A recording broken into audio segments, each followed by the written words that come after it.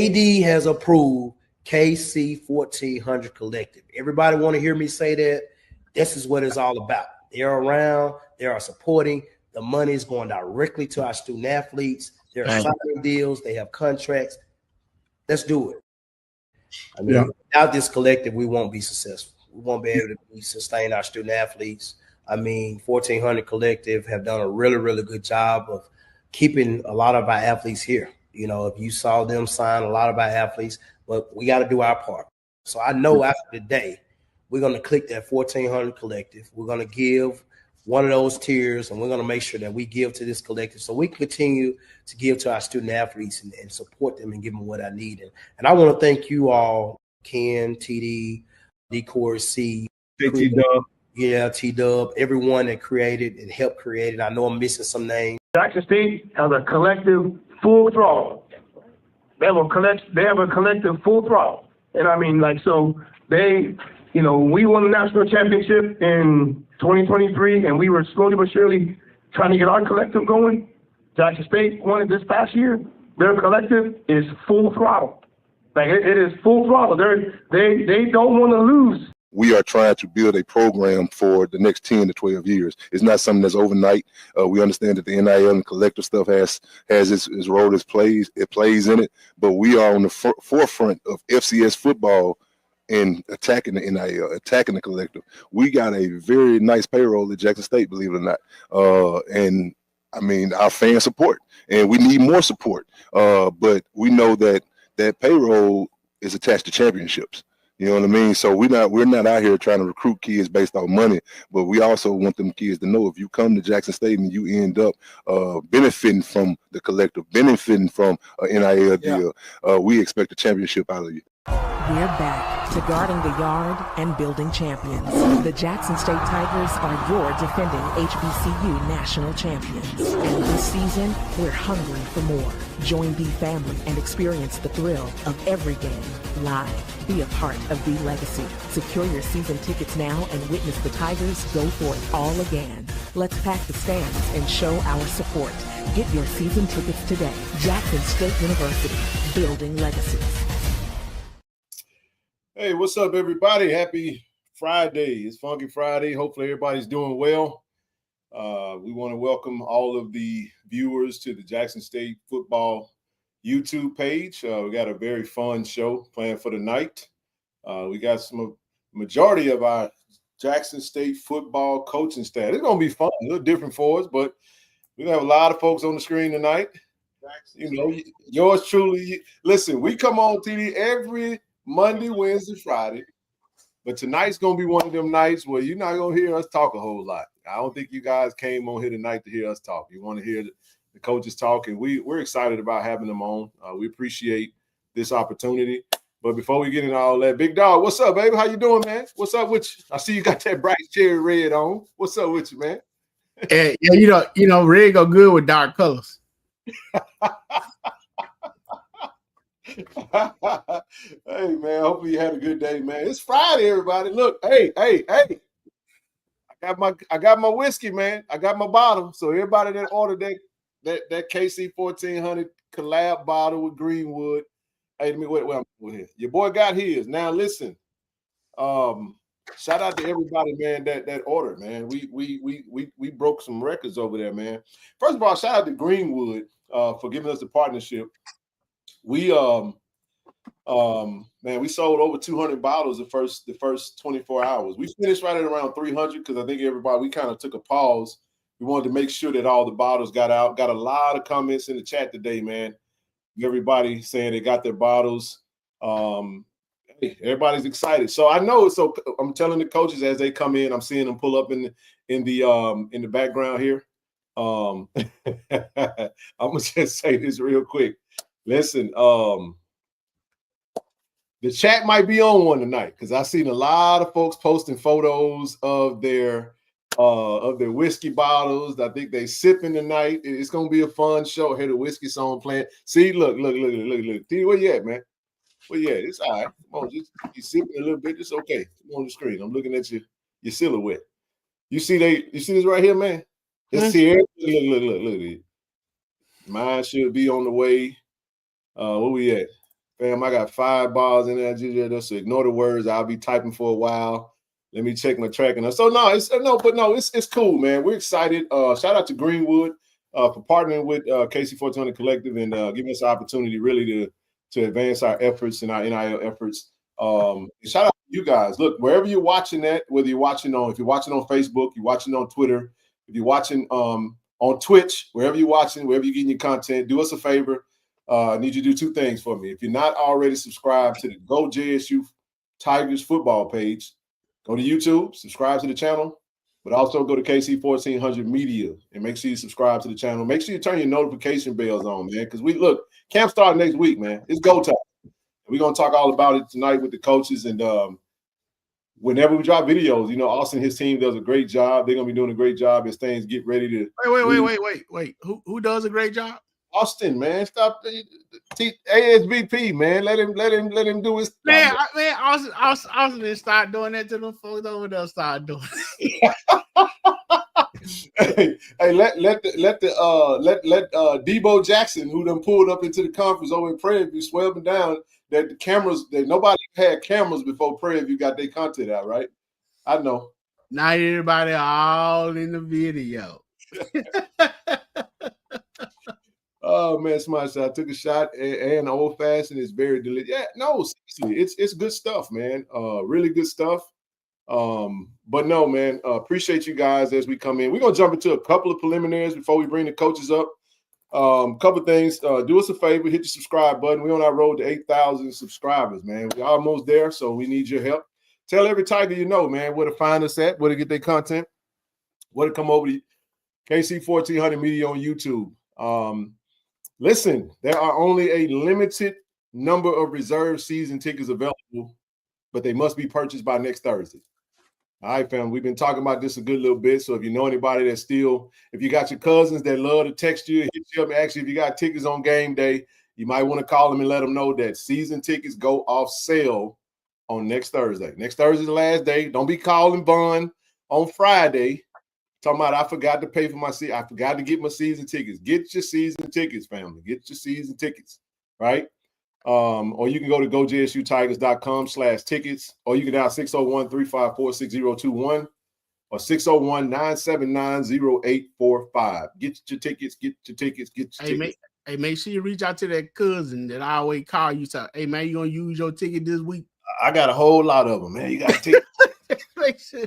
Guess what? On game day, I don't answer the phone no more. Nope. I ain't got it. You got 6 months to get your tickets. But anyway, go ahead and get your season tickets, man. And we appreciate all the support. Hey, listen, coming up in just 2 weeks. We're 2 weeks away, man. So probably the most talked about event, Go JSU Tigers football coach TC Taylor and the athletes are going to be hosting the Country Boy Experience. But listen, before the concert, that's Friday, August 15th. The concert is going to be at 8 p.m., but the Fan Fest will be at 6 p.m. It'll be from 6 to 8 at the Mississippi Veterans Memorial Stadium. So, look, when you get out of work, pull on up to the stadium. If you want to take off a little early, go home, take a shower, change clothes, put your boots. Because, after 8 o'clock, when the sun go down, the Country Boy Experience gets kicked off, man. We're going to have Miss Stephanie Luckett, S. Dot, LJ Eccles, Arthur Young, and the PC Band, and it's going to go down Friday night over at the Mississippi Veterans Memorial Stadium, man. So if you haven't gotten your tickets already, scan the QR code, go ahead and grab your tickets. And remember, we will, if you purchase, if you sign up for the collective, a bronze or higher, you will have access to the VIP experience. So what that looks like, can't really say just yet, but just know that you'll have access to that if you're coming. Just purchase a general admission ticket, and then we'll make sure you have your name will be at the gate when you get ready to enter. I say, what's good, King? What's going on? What's up, chat? What's up? Let's keep it moving. Head over to Tiger Talk TV. Brother Jace Ward, as he joined Tiger Talk. We just had Shamar on the show. Shout out to D. Corey C, the hardest working man.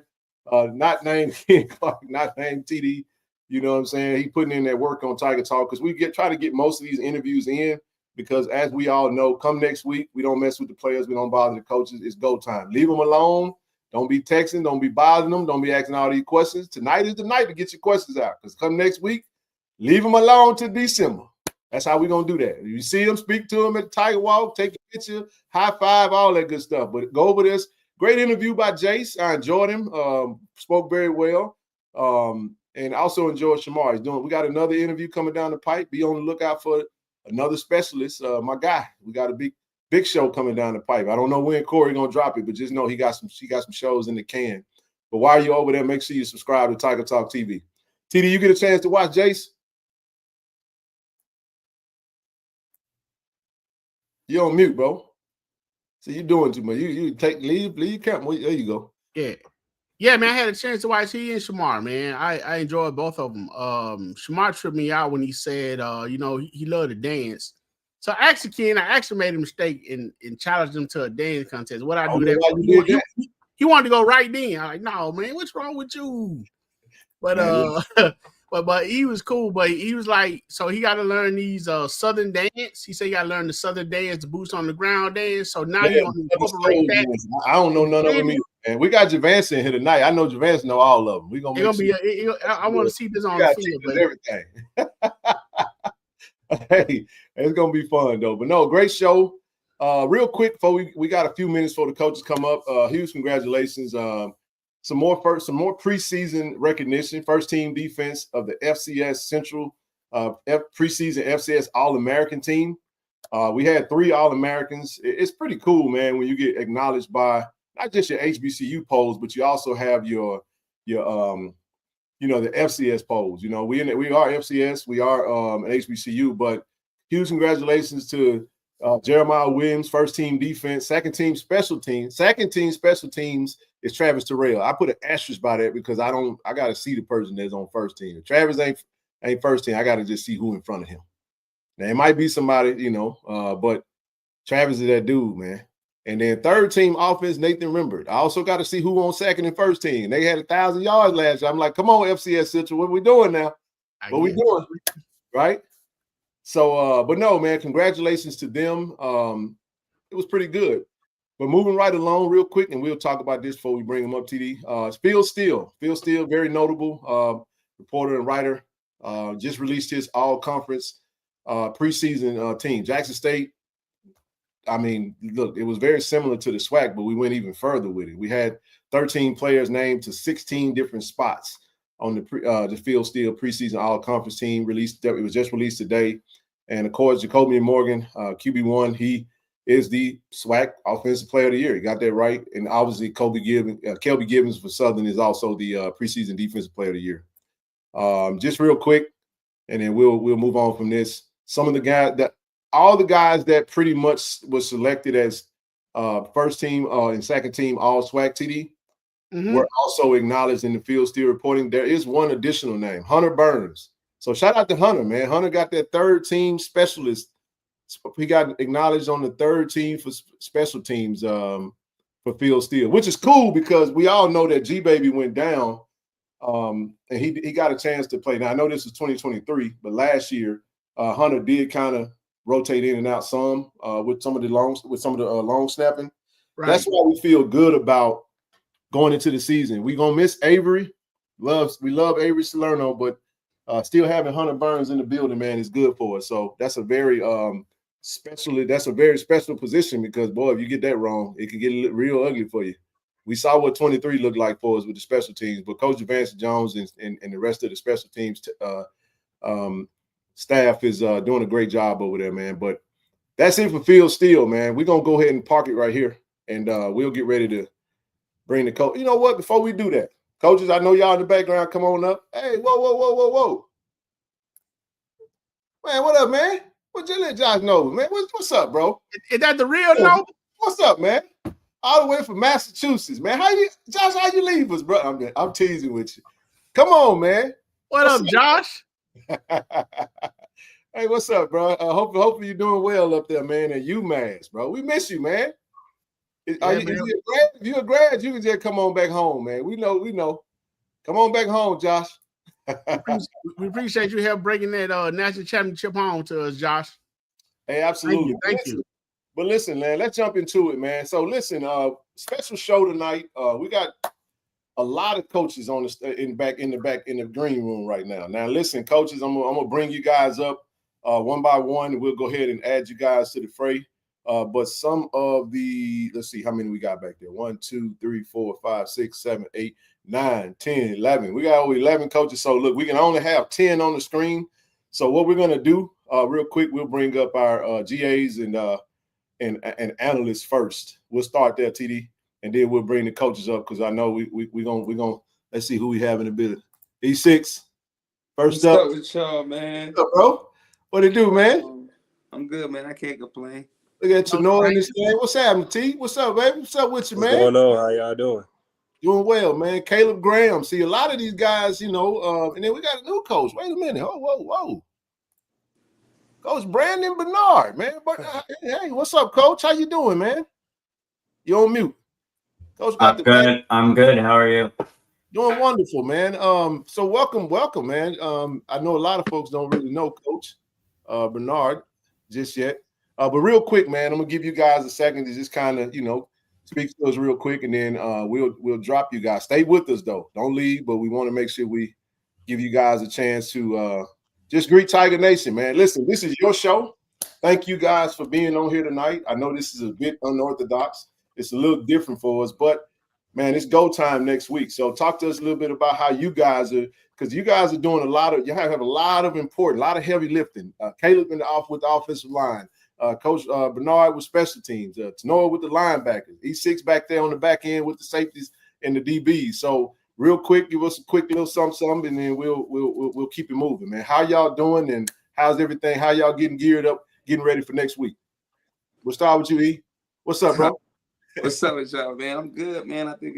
I'm just excited to get my first one underneath my belt. Starting off being my first year coaching, and so I'm just taking it slow. Just letting it come to me, kind of, and taking the leadership, or taking the backseat role, and kind of letting the leadership of the guys in the admin lead me through. You know what I'm saying? So I'm excited to get going, and I can't wait for next week. Outstanding, man. So E, tell them your official title, man. So we make sure everybody knows your roles. I know we've done that a little while ago. Official title. Yeah, I'm the defensive analyst and the nickels coach. All right, Tanoa, another former JSU Tiger. What's up, brother? How you doing? I know you give your official title and give us your thoughts on how you get prepared for next week, man. What's going on? My official title is defensive analyst, assistant linebackers. And, man, I'm just ready to go, man. Shoot, I'm ready to see Reed and the rest of them boys go out there and make us proud. We've been working hard all summer. So I'm just excited to see how they're going to do this year. Man, we're very well said, man. Caleb Graham. Caleb, you look like you done froze up a little bit. Can you hear me, Caleb?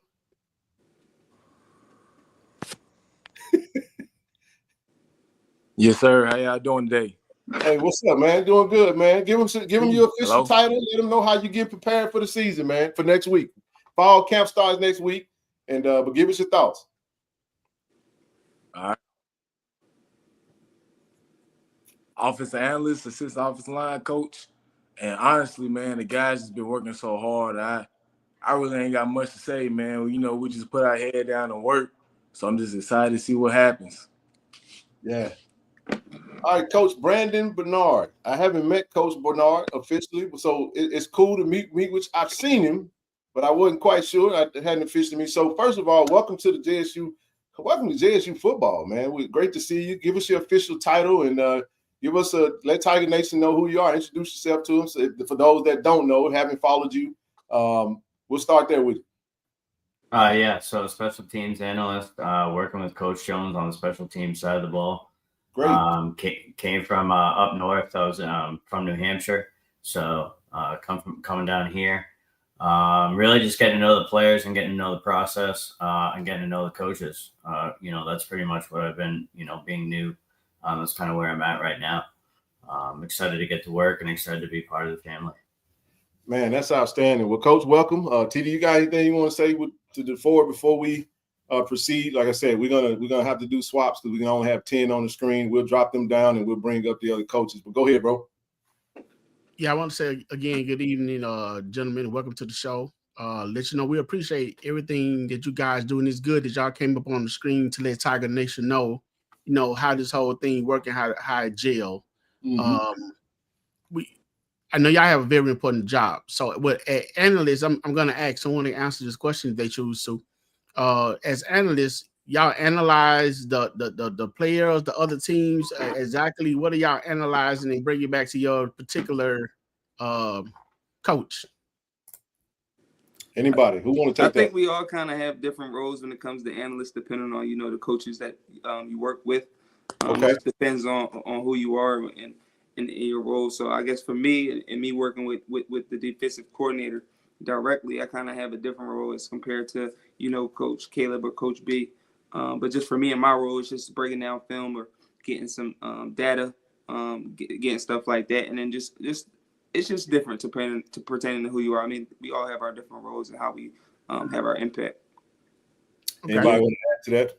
Yeah, I agree. It's just I just look at it as whatever I can do to help the coordinators and position coaches be successful. That's what I do. Whatever I can do to help. Yeah, man, I love that. So I'm gonna take a stab at this. That you guys have officially entered the coaching realm. So you guys trying to go all the way with it. I mean, and it starts here. I would assume that each of you are looking for a pathway to the highest level. Is anyone on here? Is everybody desires to get to the head coaching ranks, or is it just, hey, I want to get to the coordinator rank? I'm good in this. Who wants to run their own program is what I'm curious to see for as far as your coaching path, because you guys are early in this thing, and I'm proud of that, and I'm happy to see it. But just kind of curious to see what your pathway for coaching is for you guys. Well, definitely. I told Coach Taylor that I'm coming for his chair anyway. So coaching is something I've always wanted to do before I even played at Jackson State. So it's definitely I'm definitely trying to learn from Coach TC and seeing all the stuff he do. But that's definitely something I want to do. Good deal. How about you, Coach B, Coach Brandon? Yeah, coordinator. Just right now learning from Coach Jones. He's been a great mentor. Someone that's brought me on. So I'm grateful for that. Just learning the process and learning what it takes to, obviously understand what he expects and the next level. Last thing I got, what's your thoughts of Jackson, Mississippi, man? You coming from up north, you said New Hampshire? Yeah, it's hot. Great state of Mississippi. Welcome to the deep South, man. How has it been so far? How has Tiger Nation been? How's the vibe on campus and the camaraderie with the coaches in the room outside of the special teams unit? Yeah, great group of guys. Like I said, I just got here, so I'm still getting to know everybody. But it's definitely a different climate down here. It's hot. Definitely no snow down here. So yeah, it's a different thing, man. So, hey, real quick, y'all got anything y'all want to add before we make the switch? Nah, let's get ready to go. Good deal, man. Well, listen, I'm gonna drop you guys down, and we're gonna trade out, and we will bring the coaches up, man. Our position coaches and coordinators that are on the call. Good seeing you, E, man. Proud of you, bro. Appreciate it. Hey, man, let me get some of that merch. Size 13 shoe, extra large, 2X on the show. I just saw you posted. Text it to me. All right, man. Hey, Ken. Yes, sir. Ken, that's a great group of guys, man. I'm pretty sure their position coach, appreciate them a whole lot, man. Coach B kind of give me third base vibes, man. You remember third base? Uh-huh. The rap group? Yeah, man. He kind of give me that cool, chill vibe. Wow. Look at here, man. We got some big-time ballers, some big-time dogs, some guys in here. First of all, coaches, how y'all doing, man? Coach, everybody on mute. Take your phones off mute. First, I want to say something to you guys before we say anything. Yo. Do that. All right, listen. First of all, man, thank you guys for coming on. Thank you guys for coming on. It's got like some background. That you, Javance? Hold on. I think that was Javance. No. If you listening to it, you're not gonna be able to listen to us and talk. You're gonna have to mute the. Okay, now you good. Well, no, but first of all, welcome to the stream. We appreciate you guys for joining us tonight, man. I know you guys are locked in. It's been a long off season. It's spring, summer 1, summer 2, and it doesn't go without being stated that we appreciate you guys for taking your time away from your family to come on the screen and just address Tiger Nation. Everything that we do on this channel to support Jackson State football, the fans, those that are in the chat, everything that we have done that has KC-1400 on it, whether it be the collective, whether it be jerseys, whatever we've done has been through this very channel right here. It's been the folks that's in the chat, that's here. Appreciate you guys, and just wanted to say that to you as you get ready to come on, and just say welcome. Hey, be just as comfortable as you need to be. No pressure. This is a family gathering in the living room at Grandma's house right now. We're just gonna talk a little football, and happy to have you guys on, man. So, Javancy, we'll start with you up top. How you doing, bro? What's up, Coach? How you doing, man? I can't hear you. I said, I'm doing all right. Can y'all hear me? I can hear you. You have a lag, but we can hear you. Got a slight little lag. Coach Marshall, how you doing, bro? Man, I can't complain. I'm excited. Happy to be here. Good deal. Coach G, what's up, big dog? How you doing, man? I'm good, man. How y'all doing? We're doing all right, man. Coach McGonagall, he's a busy man right there, man. What's going on? How you doing? Doing good, Coach. Over here on the West Coast, enjoying this cool sunlight over here, man. You know. Oh, I know it. Coach Coach Sanders, man, how you doing? Again, welcome home again. And man, I'm doing great, man. I'm doing great. How y'all doing? Doing well, man. Doing well. Coach Manny. Coach Manny, man. Doing good. Everybody good? Yes, sir. Good to see you, man. Likewise. Good to see you. Coach A-Jack, what's up, baby? What's good, baby? How you doing, man? Everything good, man. My Madison Central Jaguar right there, man. Yes, sir. It's Hey, home team, baby. Absolutely, man. Coach Advance, is your audio good? Let me see. Let's test it out one more time. Take it out mute. Let's see. Yo. There you go. How you feeling? My bad, y'all. My bad. Y'all all right? We good, man. How you doing? Javance and Knoxville. Hey, what up, Coach? What's up? Hey, that Wi-Fi over there in that golden triangle, man. Out here in the country, man. Nah, somebody got a red Solo cup. I see. Who got the red cup, man? Hey, by all means, okay, it's a sweet tea. It's just a sweet tea. Hey, but listen, man. We appreciate you guys. This is what we'll do. It's been unorthodox, and we don't want to be long-winded. We feel like we've already talked enough. What we'll do is I'm just going to kind of have an open question for each of you and just kind of go around and give it. So, Coach Justin, I'm going to start with you first, simply because you're new to the staff and weren't a part of last year's run. And then I'll take that same question and transition it for all the coaches to address it in that way. So I'll start here and just say, hey, first of all, welcome again. Give us your thoughts, man, on just from the time that you've gotten to Jackson State up until now as you get prepared, because next week is go time. You get ready for fall camp, and it's August 30th. We locked in on August 30th versus Hampton, right? But you got a great linebacker room. You guys have been putting in a lot of work, but from your own vantage point, from your own words. So for those that are tuned in for Tiger Nation to see, how do you feel about just the preparation and as you're getting geared up for next week for fall camp? To put it simple, just excited, man. Like I said, excited for a lot of things. Be back home, be here at Jackson State.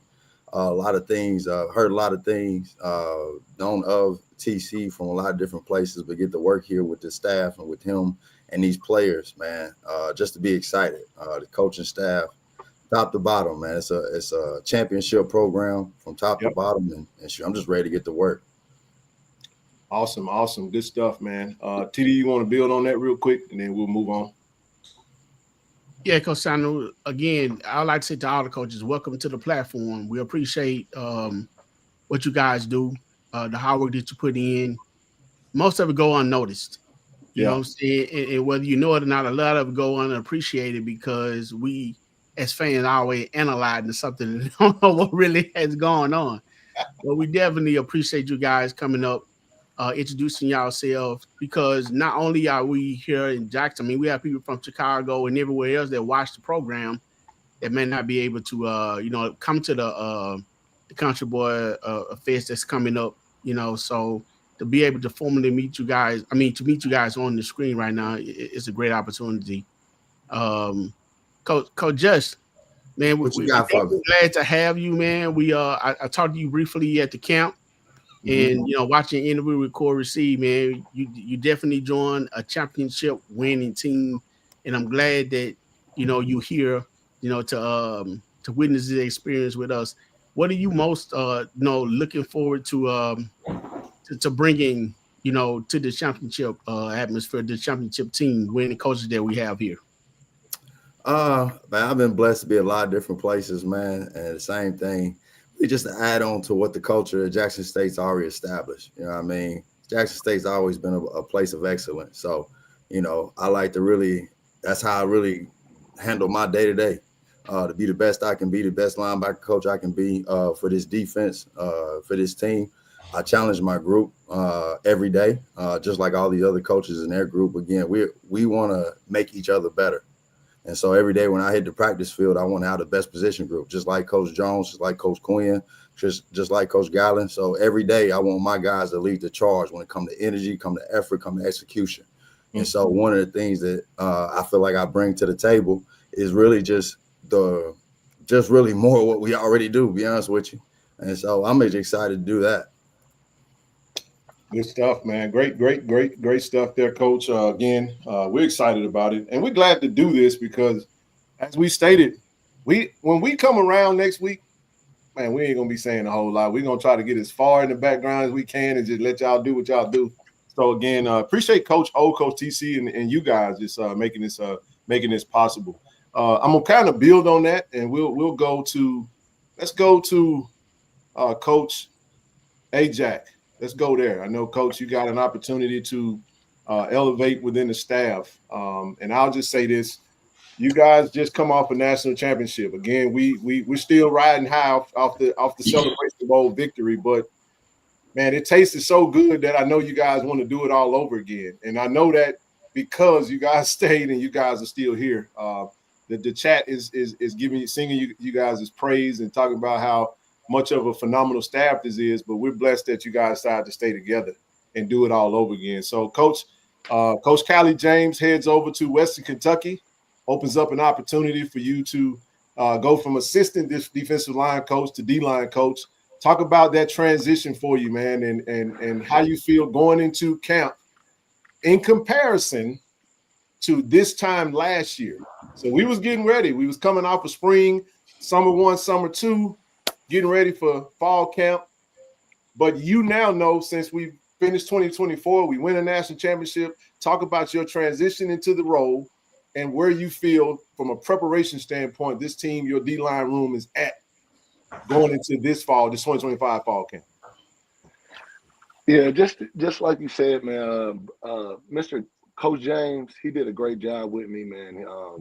He taught me, he gave me a lot of knowledge that on the normal cases, I just wouldn't have access to getting some knowledge that's coming directly from the SEC on how to operate and how to, meet with the D-line, and just even things that I were doing, just perfecting the technique, and just perfecting the small things. Coach James just helped me add a lot of great things to my game. So when he left, I was excited for him, but I also was excited for myself because I know I'm prepared. And I think the defensive line, although like y'all just had Mr. Josh Nobles on, he was a great player for us. And of course we're going to miss him. And he did a lot of great things for us on the block. And I wish him well in his future endeavors. But I'm just as excited for our D-line as I was last year. Even as it might be even a little more excited. We got some pieces this year that I think that's going to make us really dangerous. Good stuff, man. Let's go, TD. We'll let you give a response to that, and then we'll move on to the next coach. Go ahead. Yeah, Coach Ajax, man, we're excited. We're excited for you. Been seeing you around the program. You always had that extra energy. And at one point, I was like, who's that guy? So he's hype. You know what I'm saying? And then we had a chance to talk one day in the tailgate, found out that you graduated from Mass Central and all that stuff. And Jags. Now that you're here. And the biggest thing, man, you put in your time, watch your own Tiger Talk, watch your path, to get here. And we're excited for you. We like I said, we wish Coach James well. But like you said, now is your time And Tiger Nation is curious to see what that defensive line is going to bring this year, especially having, one of the top defensive line, not only in the conference but in the FCS. Indeed. I think one thing about it is Jeremiah Williams, no doubt about it. He's the heart and soul of the D block. He comes to work every day. He always prepares like a pro. He works hard in the weight room. He leads the guys on the field, in the classroom. He's gonna be that guy. So a lot of things when Jeremiah Williams is in there, you don't got to worry about, right? But I think the thing is the other guys. I'm so excited about the other guys. We got guys like Tamon Wells, Damani Lacey, John Brown. You got guys, Jalen Ware, even guys that are transferring in. We still got Big Bowie coming back for another year. Yes. So we got guys that are experienced up front that got a lot of tick last year. So, I mean, we got depth this year, and that's always a big deal as far as this team is. Like TC always says, we want to make sure we're built to play in December. So when you're trying to play in December, you got to have some good depth, and I think that's one thing that we're blessed with here at Jackson State. And I think just a whole room of guys. Those guys are gonna play. They're gonna play hard. They're gonna go hard this year. So, Coach, it sounds like you inherited a Bugatti, huh? Yeah, and now it's my job just to keep that thing in the road. And that's right. Yes, sir. Good deal. Sir. Hey, well, listen. They say football is won and lost in the trenches. We're gonna stay in the trenches, and we've had two defensive guys talking. We're gonna head over to the O-line room. I think it's probably the most. We got a lot of weapons on that offensive side. I can't wait to talk to the running back coach, Coach Gallen and Coach Marshall. But all things work with the big men up front, man. Coach Manning, we're happy that you stayed with us. We call you the best offensive line coach in all the FCS. We try to say it low because we don't want folks calling you and telling you to leave. We want you to stay with us. But again, same question. You gearing up for season number 2. Got a lot of veterans that are returning. We lost two very important O-linemen, 2 leaders in Kurt and Evan. But we've seen the work. We know that you guys are putting in work with the help of Caleb, and you got a really, really, really good core of guys. But talk about your offensive line room. Let's talk about the preparation. Let's talk about your mindset as we get ready to head into fall camp. Yeah, definitely. Definitely excited to be back for year number 2. Love the O-line. They've been working hard, and that's the deal. The main focus this year for me is trying to find the right replacements for Evan and Kirk. Those are 2 hard guys to replace. But honestly, I think we had a hell of a spring and summer with this O-line, and there's some guys that have really stepped up, and it's going to be very competitive this camp. I'm really looking forward to it as we're going to get going and see who's going to establish themselves and who's going to separate themselves and who's going to be consistent. I think we got some guys that do a lot of different things at a high level. Some guys, majority of them are young, but the older guys, especially, we're getting Blue back. That was a huge blessing in disguise of being able to bring him back and have his leadership. And as you saw what Quay was able to do this past year, I think he really solidified himself this past year, from his freshman year, really locked in and started working hard and putting in the work. Shoot, his weight, says everything to me of how he's approached it. And he's become a very big technician. There's still some areas that we got to work on, of course, but he's locked in and he's leading the way. And we have some other guys that have kind of stepped up. Mason had a big year last year of being able to step in for Kirk and being able to handle his business, expecting high deals from him. But he has quite a bit of competition behind him as well. We got Bruno, we got Cam. That's right behind them. On both sides, we have Ace Meadows now from Tennessee State that we picked up. That's adding to the mix. We got Muda did a hell of a job last year for us as well as leading the way. That center position is the quarterback position for us up front, and we're able to now we have another guy with Alex coming in to compete and put some pressure on other guys as well. DQ has done an amazing job. We had a conversation when I first got here that if he was able to really lock in and focus on football, that he could be one of the probably best linemen to come through Jackson State. And that's saying a lot. But the thing is, can he do it on a consistent basis? This is going to be his first time where he really get some action. So I'm looking forward to how he's going to be able to perform, play in, play out, mentally and physically. Another guy that's in his second year here, Isaiah, he's done a tremendous job of being able to learn our system like we wanted at the center spot and at the guard spot. So it's going to be heavy, it's going to be a hard camp. It's going to be some hard decisions that are going to have to be made. But that's what football's for. And, that's on me to make sure I put the best 5 guys out there at once. I think we established ourselves as a pretty physical offensive line last year. And the goal is to make sure that we're able to do the exact same thing this coming year to fulfill our part. Because you see, I think we have an amazing defense, especially, like I said, we see the trenches every single day. We have some skilled guys back there. And if you look at the offensive side, we have a loaded running backs, receivers, quarterbacks. So the pressure, I feel like, is really on us, to make sure that we're able to perform at a high level and make sure we take advantage of what we have, on the field. So. Awesome. TD, before you go real quick, I'm gonna double up on you, Coach. Coach, you got another title added to your I know you was it run game coordinator last year, now co-offensive coordinator. Talk about what that title addition means and will your role change any going into this season? It will. I think Coach TC has done. I'm grateful for him. He's given me an opportunity to continue to grow.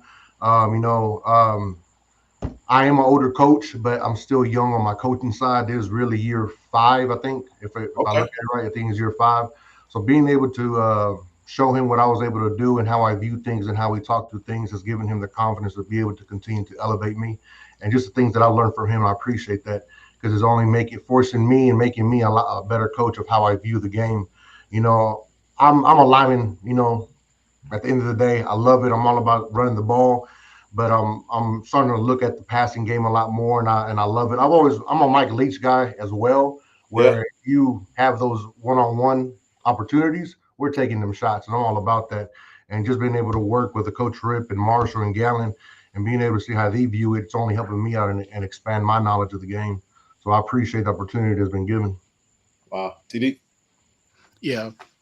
Hey, Coach, we deem you the best offensive line in the conference, saying we'll go even farther to, period. And I'm not just saying that because you're a former Bronco. Go Broncos. And I rock with the Broncos, man. But not only that, Coach, but I would say what a different a year made. I mean, even if you look at the previous regime, there was problems with the offensive line. Even before Coach Taylor took the job, it was always the offensive line, and then Coach Taylor came in, and then I noticed some of the guys that played in Coach Taylor's first season, some struggles that they had during the season. But then to see you come in and work with those same players and to see them start in the change that they, that was made in their performance on the field was awesome. I mean, I actually watched that. So that's why, I kind of deem, you the best offensive line coach in the conference. So Coach, tell me, with the players that you have, with your coaching style, how hard is it going against Coach Jack, defensive line? I mean, what opposition does that bring? Oh, well, I'm grateful that we see them in practice every single day. It's better seeing them in practice and having to deal with those headaches in practice on a weekly basis instead of having to see them on game day. Yeah. So I think that's what part of that makes us better. But at the end of the day, for me, it's all about building the family, making sure that we're one, understanding that, we're in this together. I'm going to stand on the table for them. They're going to stand on the table for me. I have high expectations for them. It's very rare that me and Coach Caleb allow things to go unnoticed, whether it's a good thing or a bad thing. We point everything out. Very big on having dinners at the house, to pull us away from football and just enjoy each other's company, enjoy some good food. Let them understand that this game is more than just football. And I think that's what really has brought us together, being open with each other, having an open door, policy, and also of having guys come in and talk, get things off their chest. Because, in college, majority of us have been in it, where it's not easy. We assume it's going to be this and that, and it's really not. Now we're like, oh, snap, I'm away from home. It's a lot different. I'm not under mom and dad's roof anymore. I got to figure it out. I think sometimes a lot of us should, at all positions, we think we need to kind of bottle all that stuff up, and hold it in. But in reality, it takes a bigger man to be able to open up and share what you're going through, so That's that you right. understand that there's other people out there that's willing to help you and assist you, with your path as you go through, in college and all that. And that's what we try to do in the O-line room, and create that atmosphere where everybody is open and get along. It's not always a pretty day. I told them there's the days that they're going to hate me, and I'm okay with it. But as long as they're able to figure it out and get back on track, we'll be all right. And I think being able to, being able to build that type of room where they understand that has been huge for us, and being able to go out there on a consistent basis and get better, at all the little details, and not just go out there just to be out there. We're all we all have goals that we're trying to achieve and all stuff. And I'm a big believer it does start with us, in the trenches, and especially with the offensive line, man. No shade on anybody, but I'm a big believer that the defensive line could be hell of good, the linebacker, secondary, quarterback, receivers, running backs, but if the O-line ain't playing right, it don't matter what anybody else does. Right. So and I'm a firm believer on that. So we got to make sure that we're on point in order for the team to have overall success. And the guys are doing that, they bought in. And Coach, what you said is exactly what I get most of the time. People say, hey, we see all the shiny new toys. But what about the line is going to, people that are going to hike the ball to the quarterback and get it to them? So, Coach, this question I wanted to ask you. When you're on the sideline, and I watched some games from last year, I noticed a lot of time Kurt, Quay, Muda, a lot of your offensive linemen, they get real nasty. How does it make you feel when they blocking guys to the ground and pancaking them, and not allowing them to get up, and when they try to get up, they still on top of them? Well, honestly, I'm not surprised, because that's the expectation. Yeah. We have some sayings in our room that I don't feel comfortable sharing online, in public. But the thing is that's how the game is supposed to be played in the trenches. What I'm saying? One thing I will share, we want to embarrass you before you embarrass us. So we're going to hit you first. That's the mentality and all that stuff. And my deal that I preach to, as we all know, where do we all want to go? The player wise, they're trying to make it to the next level. You got to be able to play on a consistent basis where you're establishing yourself and you're separating yourself every single play that you get. Does that make sense? So that's what they're trying to do, and show that they are a guy that can play to the next level. And that's what we feed on, because that's a dream for everybody. Unfortunately, not everybody's going to make it, but you got to do something that's going to separate you on a consistent basis to show out, oh, who is that? And that's what we try to do when we get noticed up front about the way we play.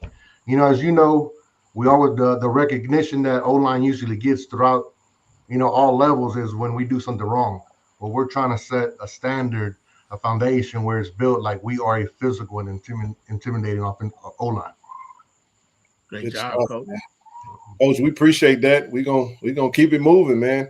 I think the screen looked like tic-tac-toe, man. So usually when you're playing the game, you always kind of go, he who owns the middle is the one that usually can kind of navigate wins. Coach Vincent Marshall, one of my guy, man. How you doing, Coach? Appreciate you for coming on. I'll say this: you went through a very tumultuous 2024. You had a lot of injuries, and it was just next man up. It was just next man up. It was just next man up, and here you are. You get some of that health back. You get in a big time transfer, Nate Rembert. We did lose Isaiah Spencer, but talk about you're coming into 2024. We win the Natty. Now here we are through spring, summer 1, summer 2, and you're getting ready to get geared up to go really see what you got in the room. So talk to us about your room and your thoughts and your prep for fall camp. The room I'm excited about. I mean, it's kind of hard not to be. Got some good receivers in. Obviously got some guys back with Jonas. Even when you look at some of the guys we brought in, like Nate, you're excited about Nate. You've seen Nate, twitchy, catch the ball, can go up and get the football. Jonas is just a man child, so I'm definitely excited about him and his physicality this year. Jamil, obviously, again, he played with us last year, so he's either going to start or he's going to add depth. I mean, obviously, we still got to get in the camp and see what these guys can do, but definitely excited about him. Shamar Savage, another big guy, physical guy who go up catch the football, great route runner. Fun to be around. Very excited about him. And then, Kobe, our Swiss Army knife, can do it all inside, outside. Again, I can keep going and talk about all these guys. Eric, Simmons, happy to have him back. Quan, obviously he was injured last year, but another big target. As you can see, kind of with me, the depth is there. So I'm really excited about that, which, last year we had injuries, but wasn't really worried about that. I knew the way those guys prepared last year, we were going to be fine. And this year, again, I'm just thrilled with what we have. First of all, here already, and then just kind of the new additions with Jabari Jones, young freshman. He's gonna be special. He's gonna be very special. So, like I said, you've been out there, you've seen those guys move around. It's hard not to be excited about this season. Good deal, TD. Come on in, brother. Hey, Coach Marshall. We don't get a chance to. We hadn't had a chance to talk much, but I watched your work. The biggest thing that I noticed about receivers that I watch, dealing with receivers, beyond catching the ball, which is their job, is blocking. How much does, because with the plethora of running backs that we have in Coach G room, a lot of time a receiver blocking can be the decision between, a touchdown or, a running back getting caught. How important is blocking, to you, with your receivers, and, how does that factor into playing time if that's the case? Well, blocking obviously it's important because as receivers we catch the ball. Obviously, we still have old linemen that block for the running backs. Obviously, quarterback that's handing the running back the football off. So my biggest thing when it comes to the blocking piece is if you can't block, don't ask me for the rock. Don't ask me. I like that. I don't want to hear anything about what you can get if you can't play unselfishly. So for me, it's simple. And I mean, I get it. Like I said, we got a lot of guys that can play. But to me, the biggest thing I've seen this summer is those guys kind of gelling together and not being so me. And you know how it is. You only got one football on the field. So yeah, if you are playing for Jackson State and you're a selfish player, you probably not playing for Jackson State. So blocking is going to be very important, and it's going to be important to those guys, and I think it is. It's just now getting into camp, putting those pads on, and getting to work. Yes, sir. Thank you. Good stuff, Coach. We're going to move over to – let's get Javance over here. Let's see if your Wi-Fi is working, man. Put Coach John, what's up, bro? Man, hold up, y'all. First of all. No, bro, y'all had me on mute this long, man. Hey, listen. Hey, I'm trying to go in order. Come on, man. You could have just chimed in if you wanted to. Yeah, then these coaches ain't turned up tonight neither. I'm in my feelings over here.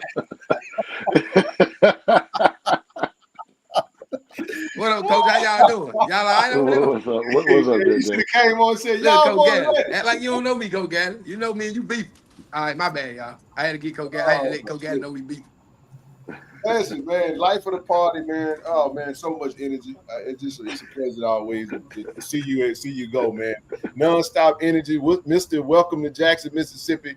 Hey, listen, man, you come in last year. We win a natty. We build up to now, man. Let's talk about your room. You got two rooms. You got the outside linebackers, and you got the special teams unit. You got so talk to us about where we are as we get prepared for fall camp, and then I'll double up on that. Talk about your new analyst, Coach B, that's coming in. Yes, sir. Go ahead, bro. I'm gonna start with the edges first. I've been working with the all the DNs, not just the outside linebackers. So I've been working with everybody, the Bandits and the Wolves, and man, I'm excited, man. We got the old heads coming back in the room. You got John Brown.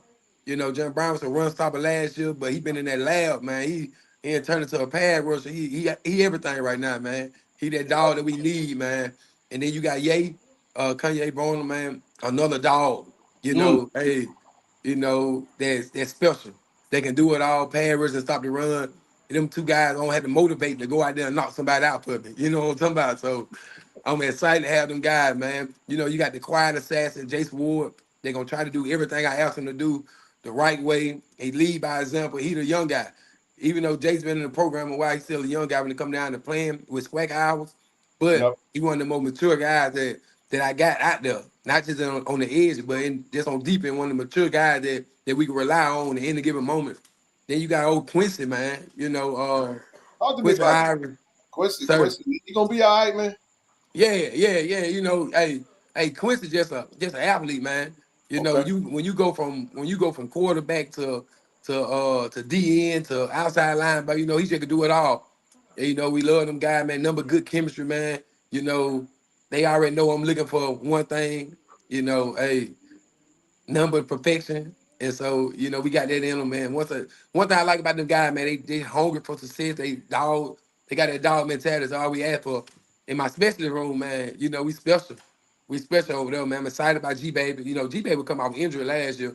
And so to see what he did off of injury last year, went fully healthy, but now he finally fully healthy, been in the weight room, been transforming body to something spectacular right now. Man, it's amazing to see, man. And he doing a great job mentoring little Simon Naylor. You know, we got a little young freshman right now that's doing a great job and taking the coaching and understanding the culture of Jackson State football. With the punter room, you know, we lost a great punter, Matt Noel, they're my dog, you know, but we got two punters right now that's amazing. That I'm ready to see the going to camp competing at a high level. You know, you got Donovan, they can do it all. Donovan on the split, he can snap, he can hold, he can punt, he can kick, and he just can't just do it. He's good at it.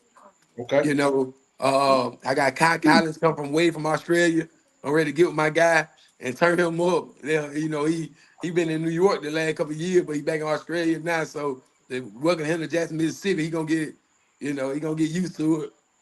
Long snappers, you know, we lost a great long snapper, Avery, but Hunter, same old boat. You know, them guys, hey, two peas in the pod. Hey, Hunter, one of the coaches on the field, man. He another coach for me when it come down to kicking, punting, and holding. He do a great job with the freshman Chris Levy. He gonna be good in the upcoming years. But you know, to have Avery leave and still have a Hunter Barnes there, you know, a transfer from Marshall, you know, hey, it's a blessing to have at Jackson State. You can tell how deep we are all the way around.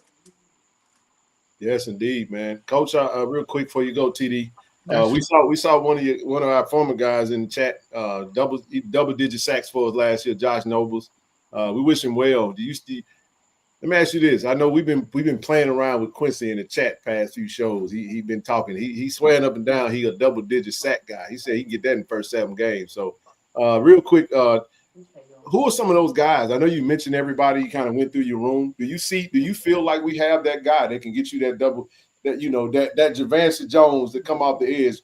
Who you feel in the room? You don't have to, if you want to identify him, but I think it's an appropriate question for you based off what we think. Who's that double digit sack guy you think? That double digit sack guy, man. Quincy not lying. I gotta ride with Quincy and Ye right now. I gotta ride with Quincy and Ye, man. If you just see the moves that they are naturally gifted at doing, you know, a lot of guys have to train, especially Ye. A lot of guys got to train the pass rush, but Ye, he just naturally got it. Like he quick twitch, great hip. The same thing with Quincy. When it come down to getting after the quarterback, man, you know, quarterback assassin, man, it's easy for them guys to get to the quarterback with ease. But you know, Josh Noble was a great guy for us, man. I love Josh, not just from a football player, but as a person itself, man. Great character guy, man. You know, we always joked about him being weird, but they're my dog, though. Hey, but man, but I'm gonna tell you, and to be honest with you, the way dog on John Brown been in them trenches every day. Like we could work John Brown out right now from 8 to 12. I'm talking about putting number work in. He'll still be out there at 6 o'clock with a pass rush specialist, you know, getting right. So I'm excited for all them guys, man. Them guys go get out the quarterback, man. You know, ain't no quarterback making out the vet, and I plan on no quarterback making out any stadium we go to. I love that. TD, come on in, man. Yeah, man. I remember one thing, Josh. I watched the interview on Josh Noble and he tripped me out when they asked him what he listened to get up. He said heavy metal. I said, "Wow, that's interesting."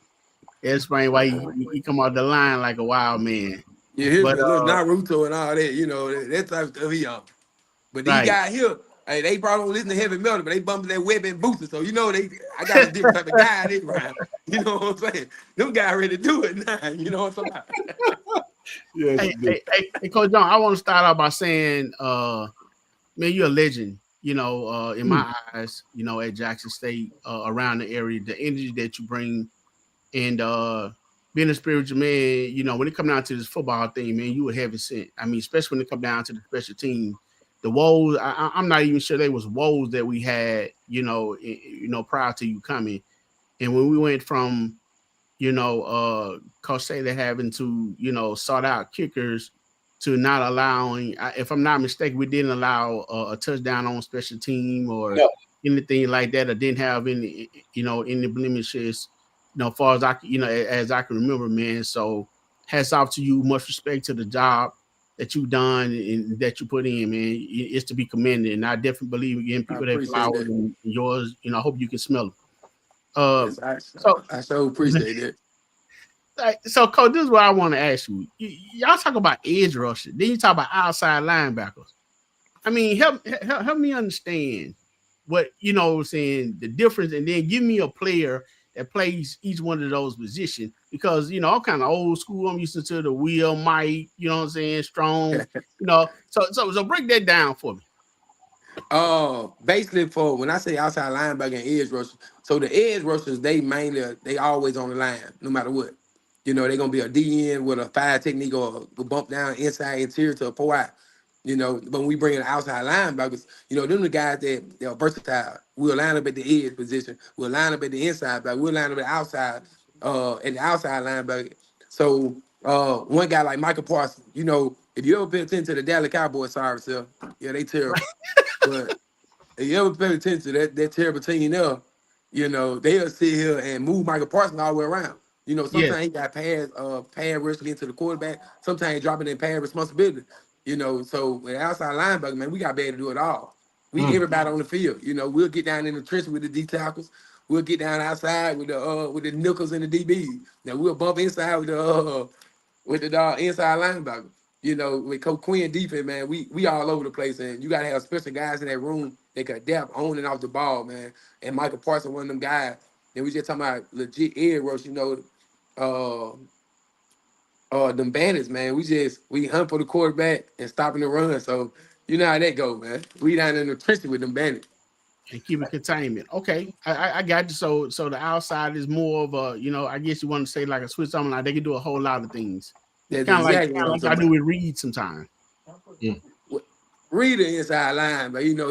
We ain't gonna put him over there with us. He over there with Coach Sanders. You know what I'm saying? Oh, okay. My bad, Coach. I've been trying to Hey, I'm just saying, we talking about double-digit sacks. I can throw a couple names out there myself now. My bad, Coach. I've been trying to steal him the last few years, but hey, I did think Reed. I thought Reed was gonna be an edge rusher when he came. But Reed, I'm a linebacker, man. But he got this up here. When that Mike linebacker got that brain. Well, you need him to be the quarterback of the defense. Reed is, man. He can do it now. Coach Sanders, everyone got, just slide him over my way now. All right, hey, I'll swag all American easy. You know what I'm saying? Hey, he like he both eyes, but he gonna stay in my room though. All right, my bad, Coach Sanders. My bad. He like his both eyes, Mike. Hey, but listen, let me say, we're gonna move along. I'm gonna say 2 years. 2 years. Coach G, what's up, man? You're wrong for that. You know that, right? Hey, man, running back coach. Nope. Hey, look, Coach Gallen, man. Boy. Is that advancing? What's going on? My phone for you because we beef. Say something wrong. Hey, mute his phone. He needs to be muted. Hey, well, Coach, again, hey, we welcome you, man. Fun room, I must say, fun room. The running back room. We had a lot of talk all the time, man. You had the SWAC Offensive Player of the Year, Irv Mulligan depart. We win a national championship, and man, it just looked like for everybody that left, you added 2. You probably have. Shucks, man, you just as deep at running back as we are at wide receiver. I feel like guys that's gonna actually be on the field. You got a task, man. But let's talk about your running back room and What's your mindset as we prepare for fall camp next week? Well, it's just like all these guys, all these coaches are saying. The mindset is going into it with these guys competing at a very high level, and we want them to be at their very best. We want the competition, and we want the cream to come to the top, because there's so many guys out there competing for a job. You got to put in work every single day, because if you don't, just like Coach Manny said with the offensive line, you find yourself on the outside looking in. Because unfortunately, there's going to be some guys, some really good football players that are not on the travel team. So, in that room, it's just the way it is. I mean, we brought these guys in because every year that you go out and recruit, you try to recruit better than what you have. So you're trying to say, hey, look, can I prove that we're going to be better, or this guy's going to be better than what that guy was? And that's all you want. Every year, every coach is trying to recruit better than what they have in their room.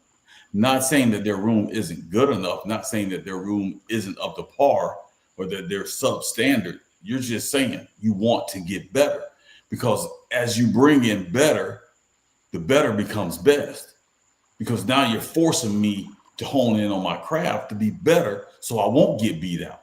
You talk about somebody like Coach Manny, who played in the league for as long as they did. Every year they were trying to bring somebody in better. Yeah. He had to keep trying to tell them, hey, look, it's not going to happen. I'm going to be better. I got to work on this. I got to do this in the offseason. I got to work on this. And that's essentially what we did with the running backs. We try to make sure we got better. Coach, how do you determine, that's the question that comes up, because we know, shout out to my guy, Travis Terrell, a straight dog, man, in the running back room. Then you bring in a Denario Davenport, a Keenan Christian. You got Amari Matthews, Mr. Reliable. Ahmad's healthy this year. Nate Blunt stays and transforms his body. Man, how do you figure out what's the situation? I can't ask the question because I'm trying to figure out. I'm just watching you try to figure out how you're going to determine this. You know what I mean? Like, what are some of those things that determines the travel squad? You seem like all of these guys could start at anywhere in the SWAC, in my opinion. That's how deep we are at the running back room. But how do you determine the rotation and who's going to get those reps and situations? And because it's definitely going to be running back by committee. Is there Herb Mulligan on this team? Like, are we going to take that same approach? Or are we going? What's your thoughts with having to figure out who's the guy you call in what situation? And who again, that's a very good question, and I'm glad you asked it. But I'm going to ask the form or the latter of your question. All right. Answer the latter of your question regarding Herb Mulligan. You got to think about it now. I didn't know when Herb was going to be available last year. Okay. So my anticipation was to roll with what we had and what we got and make it work to the benefit of for this team. But okay, now going back to your first question, how do I do? I don't do anything. Okay. Players determine their rotation and their play. The players determine it, not me. It's determined and based upon what they do in practice and how they're graded out. So I don't have to make those decisions. Those decisions will be made in practice every single day, because they got to compete every single day. You have to compete as if your job is on the line every single day, because it only takes being late to meetings 5 minutes and you're dropped on the depth chart. Wow. So I don't have to do anything. It'll all speak for itself based on their play. TD? Coach, adding to what the question that Ken asked, how many people are on the travel squad? How many people are allowed? I mean, run. That's another really good question, because that can vary week to week based upon what we need, based on our needs offensively, based on our needs special teams wise, based on the overall needs from what Coach Javancy needs or don't need or wants or don't want, or how we're trying to do certain things, or based on if there's an injury in another position, because we're always trying to have the best 11 on the field. So it could vary. It can go from 4 to traveling. It can go to 5. It can go to 6. Heck, it can even go to 7 or 8. Just depends on what the need is for that particular week. Now, what I anticipate what the need is, it's going to be slim to none. That variable number, probably more so staying home than actually taking that bus. Like I tell my guys all the time, don't be that guy that bus going to poot in your face when we leave, because it will. It'll put right on by, and you be looking at us and be wondering why you ain't on it. And there's reasons why you're not. Based on your play. Based on how you come to work prepared every single day. Wow. It's a job. Yeah. You know, there's no more me babying you and no more me holding your hand. Now we're gonna be in that lab every day. And we're gonna be watching film, and we're gonna be grading, we're gonna be correcting, we're gonna be on the field, addressing every single thing that we need to do to be the best that we can be, and make sure that they got every single tool that they need in their tool belt. Yeah. That's how it goes. So Coach, I've had the privilege to talk to you several times and kind of know the things that you're saying. It's confirmed. Even with your running back room, you allow, from my understanding, you allow the players to teach themselves and learn from their own mistake by asking them questions, doing film. So I think you do an excellent job, with that. But in the likes of, having a player such as, no longer have a player such as Irv, we love Irv and love the things that he did here. He went out as a champion. And I want to say this as a whole, to everybody on this panel, before I ask you that question. I'm so excited to all you guys for this season. I mean, winning the national championship. I don't get too excited too fast about stuff, but I'm so curious about how this season is going to go with the talent that each one of you gentlemen have in y'all room. So I just want to see how it's going to work. You know what I'm saying? I mean, I want to see it, all come together, see a good plan come together. But Coach Marshall, I know in your case too, you can have situational football, depending on down the distance, goal line, situation like that. But speaking on the Irv type thing, do you think that with the run, with your room being so deep, do you think that we'll get another 1,000-yard rusher, or it'll be so spread it out, so it's kind of hard to tell? I think it's kind of hard to tell, but we have so many pieces. Like the run game is going to help the passing game. I believe the passing game will help the run game. So it's just, to me, it's kind of, this season is going to be pick your poison. What are you trying to stop? You can't stop both. I do believe that. But I believe one game the running backs may have a great game, another game may be the receivers. I just think we have those type of weapons right now. And to be honest with you, as long as we winning, it doesn't matter who. Yeah, I know, right? Who's the leading receiver, doesn't matter to me. To me, the only thing that matters to me is us winning. Coach G, you want to speak to that before we go to Coach Mario? I mean, I piggyback off the sentiments of what Coach Marshall said, man. It's the one thing that we do know is that we do have the guys. And the one thing that we have really done a great job of as an offensive staff collectively with Coach Taylor is about not being selfish. That's the one thing we teach and preach. Like Manny says, we do a lot of things, and Coach Marshall does a lot of things with his guys all the time. Yeah, I do a lot of things with my guys outside of football so that they're comfortable with each other. But the one thing I do share with them is that everybody has strengths, and everybody's strengths are a little bit different than the other. So when situational football occurs, then we use that strength from that particular individual. Right. Because I may not be the best inside runner. So if I need an inside runner, I'm trying to get somebody, I need to hit it downhill right now, I'm going to go with this guy. Then if I'm not that guy, then I got to make sure that, hey, my teammate know, hey, this is what we're trying to achieve on this particular thing. Then I know he's in there because he's the best person, because he's proven that's what he is.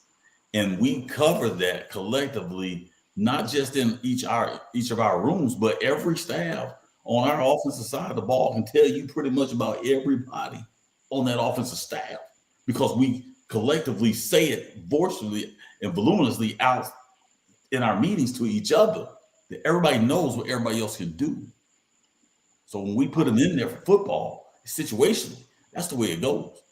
1,000-yard rusher, 1,000-yard receiver. Yeah, you know what? You can have all that. It was done. I've been on a team where that happened. Played on a team where that happened. You had a 1,000-yard tight end, had a 1,000-yard receiver, had a 1,000-yard rusher, and had a 1,000-yard, 2,000-yard, 3,000-yard quarterback. So yeah, it can happen. Yeah.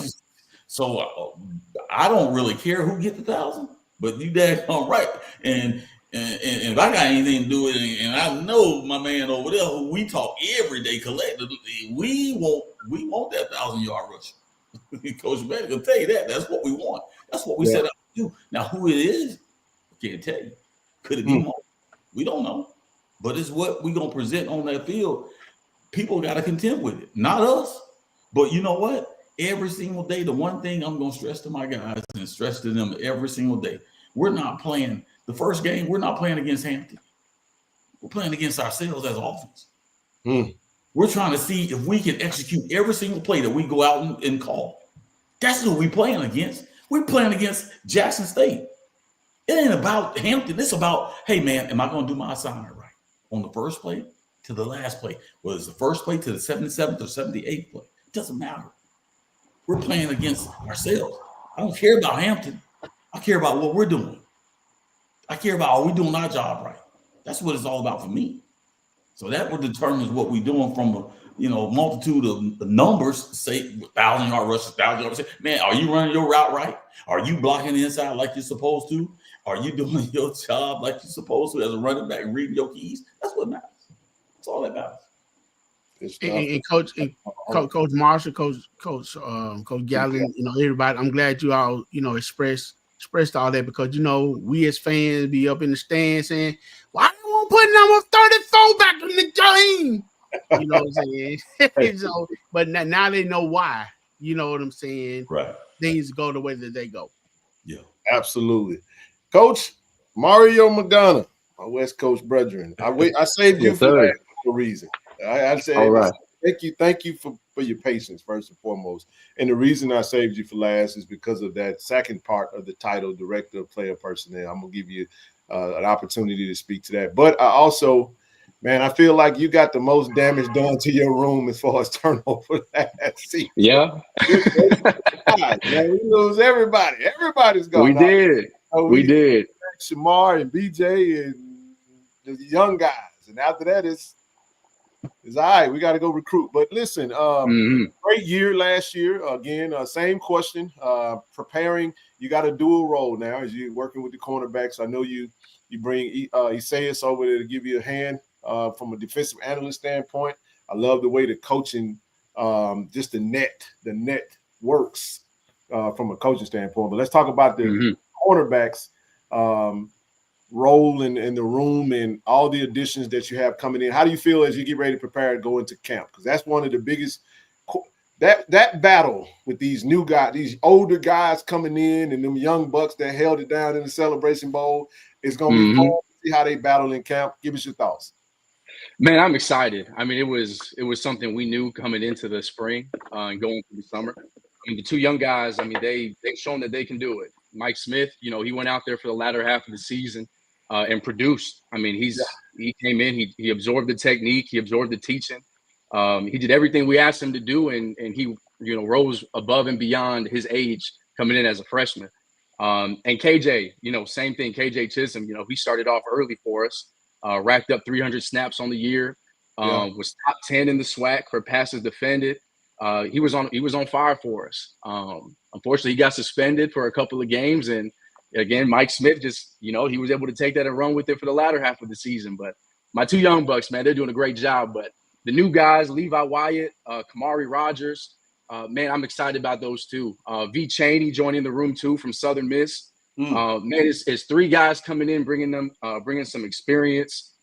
They've got the athleticism, and that's something we talk about all the time, that this may be our most athletic group on the back end yet. And I hope he says is still watching, because we clown him all the time. He was a little slow, and we got speed on the back end now. So we feel good about it. Feel really good about it. He was a sure tackler, though, Coach. He was a good tackler. Good tackler, form tackle. He'll bring a guy down. You know, he maybe missed 1 or 2, but you know, I'd have to bring up the grade sheets for that. But now I'm excited. I mean, the two older guys. I mean, they definitely come with experience. They're coming with good poise, good technique, and a lot of confidence. But the message with the group, especially when you have so much competition, is understanding that you still have to gel together. You know, we had a couple guys that last year that played a lot for us, Day Bright, Kevrick Wiggins, but to get to the Celebration Bowl and to execute and win all that, everybody had to play. Mike Smith and KJ had to play when Day and K5 couldn't. So, or K Uno, excuse me. He didn't verify that last year. Right. But you know, making us all gel together, and that's been the message for the DB group. Not even just talking about the corners. We've got new safeties, new nickels. I mean, it's 7 new faces on the back end now. Yes, that's a lot right there. Stay right there with me. New title, Director of Player Personnel. So for those who don't understand, let's talk about your transition into that role. I know all the coaches pretty much go out and recruit their own talent. And talk for those who may not really fully understand what that role entails. Talk to us about the changes and how you've attacked that opportunity thus far. Absolutely, and man, before I dive into that, I owe that to the coaching staff. You know, when the season was coming to a close and you know, everyone's making, you know, we're all making adjustments. People are exiting in and out the building. Man, the coaching staff that remained really kind of stood by my side in the sense of, hey, like, you know, there's an extra role for you on this staff, you know, to kind of, you know, make it happen. So, you know, I really owe it to the guys that have spoken before me already on this video chat for just, you know, being great mentors, being great leaders on the staff. And really pulling together. They saw something to me that I really appreciate them seeing. So, you know, I want to thank them while everybody's watching. But, you know, the new role, man, the best way to describe it is like the right-hand man to Coach O. Okay. You know, right-hand man to the GM. You know, there's my hands in a little bit of everything right now, helping with transitions with new coaches on the staff, helping with transition new players coming in terms of recruiting, heading the recruiting department. You know, with Coach Morton leaving, the recruiting coordinator job was left unmanned, and that falls under the Director of Player Personnel title. So it falls on me to organize visits, help organize the recruiting trail, help map out where we're going, how we're attacking things, and who we're recruiting. And so it's been a good project for the spring, getting us organized, getting us going in the right direction to keep doing what we do. You know, because it's as much coaching as we can during the fall, during spring ball, but we got to have guys to coach, and we have to have great talent that can go out there and execute. So that's the part of the job that I get to excel at, and that's the organization part. That's what helps me as a coach, and I'm grateful and happy that that's a skill that I can apply in the new role. Awesome. TD? Hey, good evening, Coach. Good evening. Glad you could join us. Congratulations on your new position, man. I mean, man, Jack said the place to be your resume. Hey, look, man, I wanted to first question I want to ask you. Have you gone back to like Beaufort, South Carolina area and did any more recruiting, being that we had the likes of Herb Mulligan, Jaheim Hazel, and now KJ? I mean, all those guys, I think they're relatively from the same area, man. And, you know, I know it's probably not there. But yeah. I mean, KJ, he popped up on my radar against Southern. I said this young man can play. You know what I'm saying? I was watching him. I mean, he was going against bigger receiver. He didn't back down. You know, like he has heart. Mike Smith, I remember we interviewed him, you know, at the team hotel, and he was coming in, cousin of Dallas Daniels, and I asked Ken, I said, hey, man, he don't have no position. He just got ATH on it. What is that, man? He said, athlete. You know what I'm saying? He just gonna play. So I know he was at running back. And then you got him over on your team. And I remember he hit my radar against Bethune-Cookman, man. He did a great job. So great job of coaching some talented, you know, freshmen that came in, you know, on last year. And they did a wonderful job even starting in Celebration Bowl. So that is to be commended. And then Appreciate it. So now you have players with the like of Levi and Kamari coming in the room with experience coming from FBS schools. What is your expectation now? Now you have some experienced guys coming in, and you have some good freshmen. Freshmen right there. That's going to be a battle. And while you at it, speak on the losing of Rob McDaniel and coming up with with salads and all. I know there's a lot, man, but that's the way my mind works. But No, you're perfectly fine. I'm good. I'm good with all of it. Like yeah. I told you, my job is organization now, so I have to be able to absorb information. But man, starting off with I'll go back to the South Carolina deal.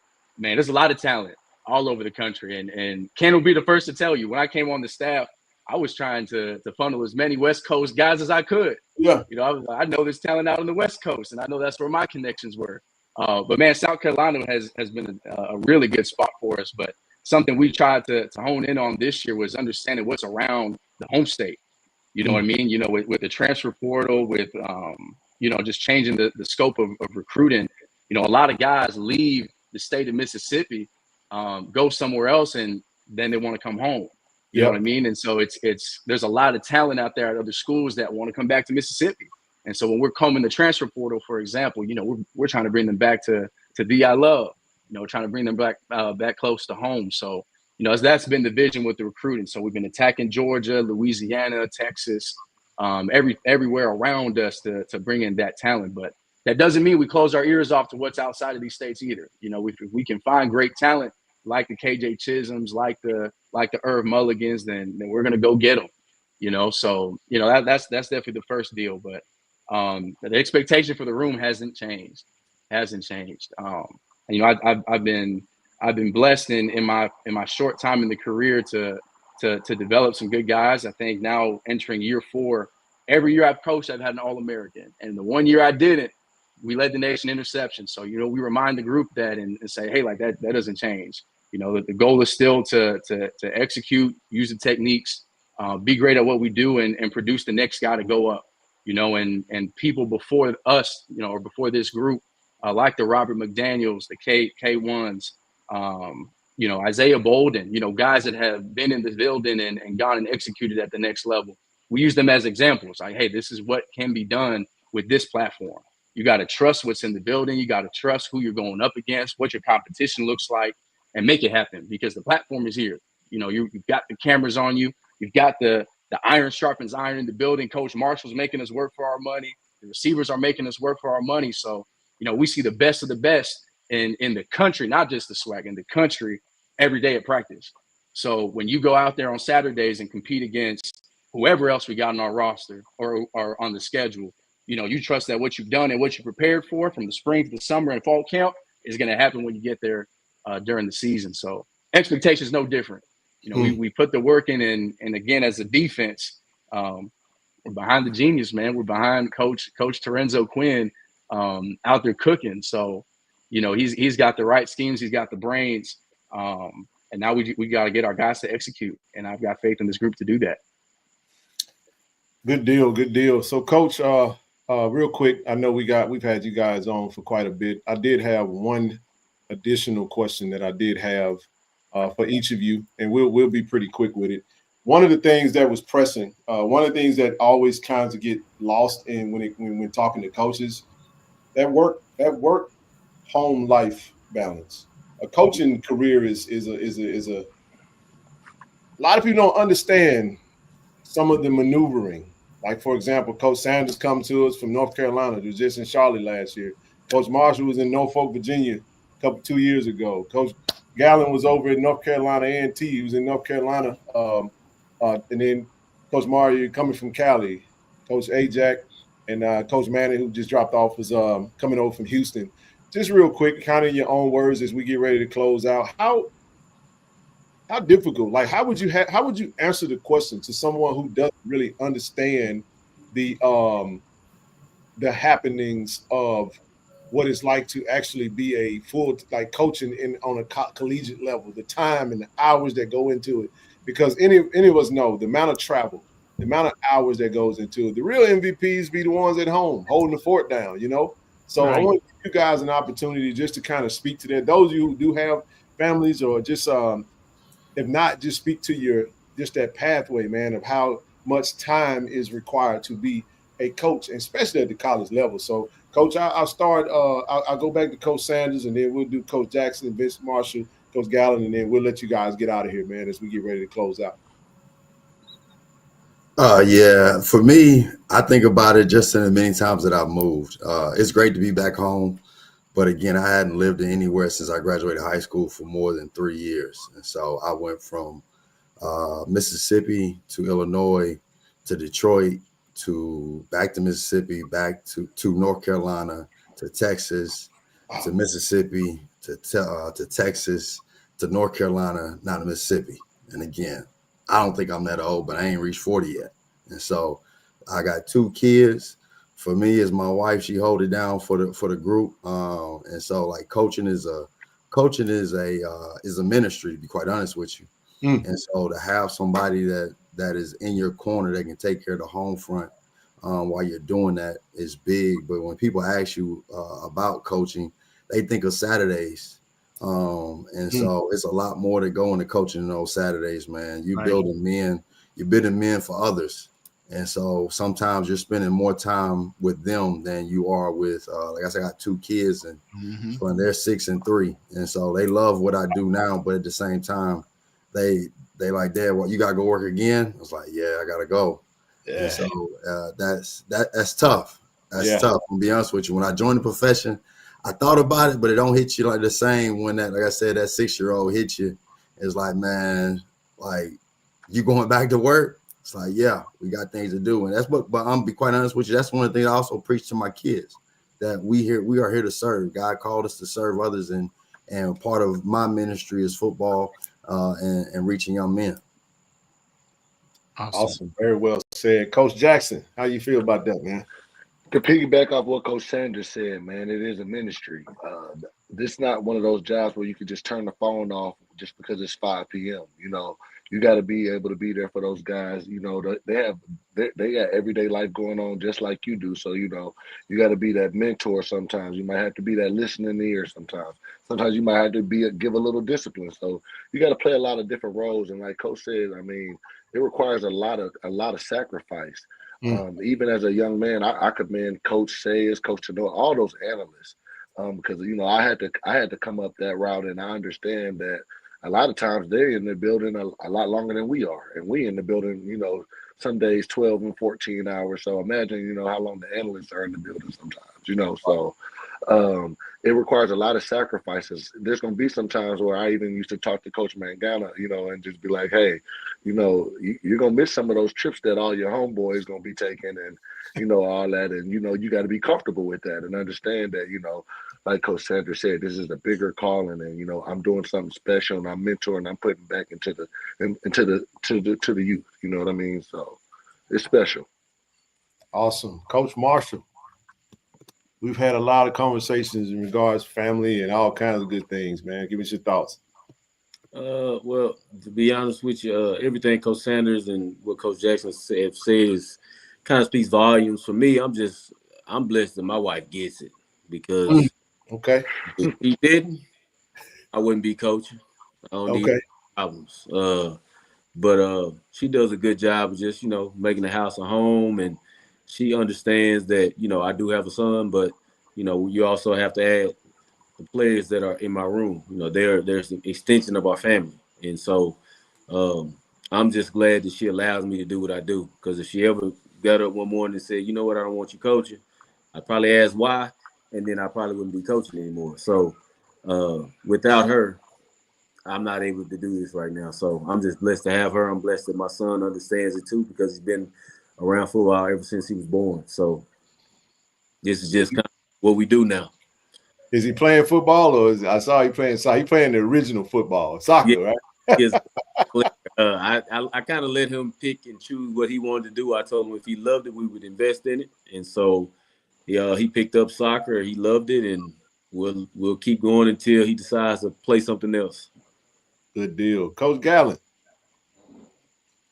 I'm an old head, man. So I don't have young kids no more. You know what I mean? My kids are grown. My kids are older than these kids that's playing right now. So it has become easier. Okay. I would say, only because I don't have young kids. And like I said, mine are grown, so it's a little easier. But it's still not easy because I do have a grandson now. And so it's tough when I go back to Florida because there's a lot of times when I do go back to Florida. I'm just keeping it real and keeping it 100. So a lot of times when I go back to Florida because I still live in Florida, I sometimes contemplate staying. Mm. And that does cross my mind periodically. And I think that for the most part, it's because I have to find work-life balance in my mind mentally because I'm not getting any younger. And being away from my family in Florida and I'm in Mississippi, or if I'm in Pittsburgh, or if I'm in North Carolina, or if I'm in Tennessee, where all the places I've worked, Ohio, you know, it can be a little taxing. And schedules don't meet when you're on different time zones. You know what I mean? Hours don't meet when you want to have a conversation and nobody's available because they're asleep. You know what I mean? Because we don't have anybody, you know, we're not looking for sympathy, and I'm not looking for any sympathy. I don't, because it goes with the territory. But it's a lot of days. It's just, that's it. There's nothing there. It's like there's voids. And, you know, when you have voids, it's like, I need something to fill that void, and this ain't it. You know what I mean? It's like not what I want, or is not, you know, who I need to talk to at night or whatever. You know what I'm saying? So it's tough. It's tough. But like these two guys, well, actually the three guys before me said, it's, you know, having someone who's there to support you and what you do and how you do it every single day, and then, you know, to give you that blind support, because there's a lot of blind support that happens that people don't even know about. You know, so. You what hey,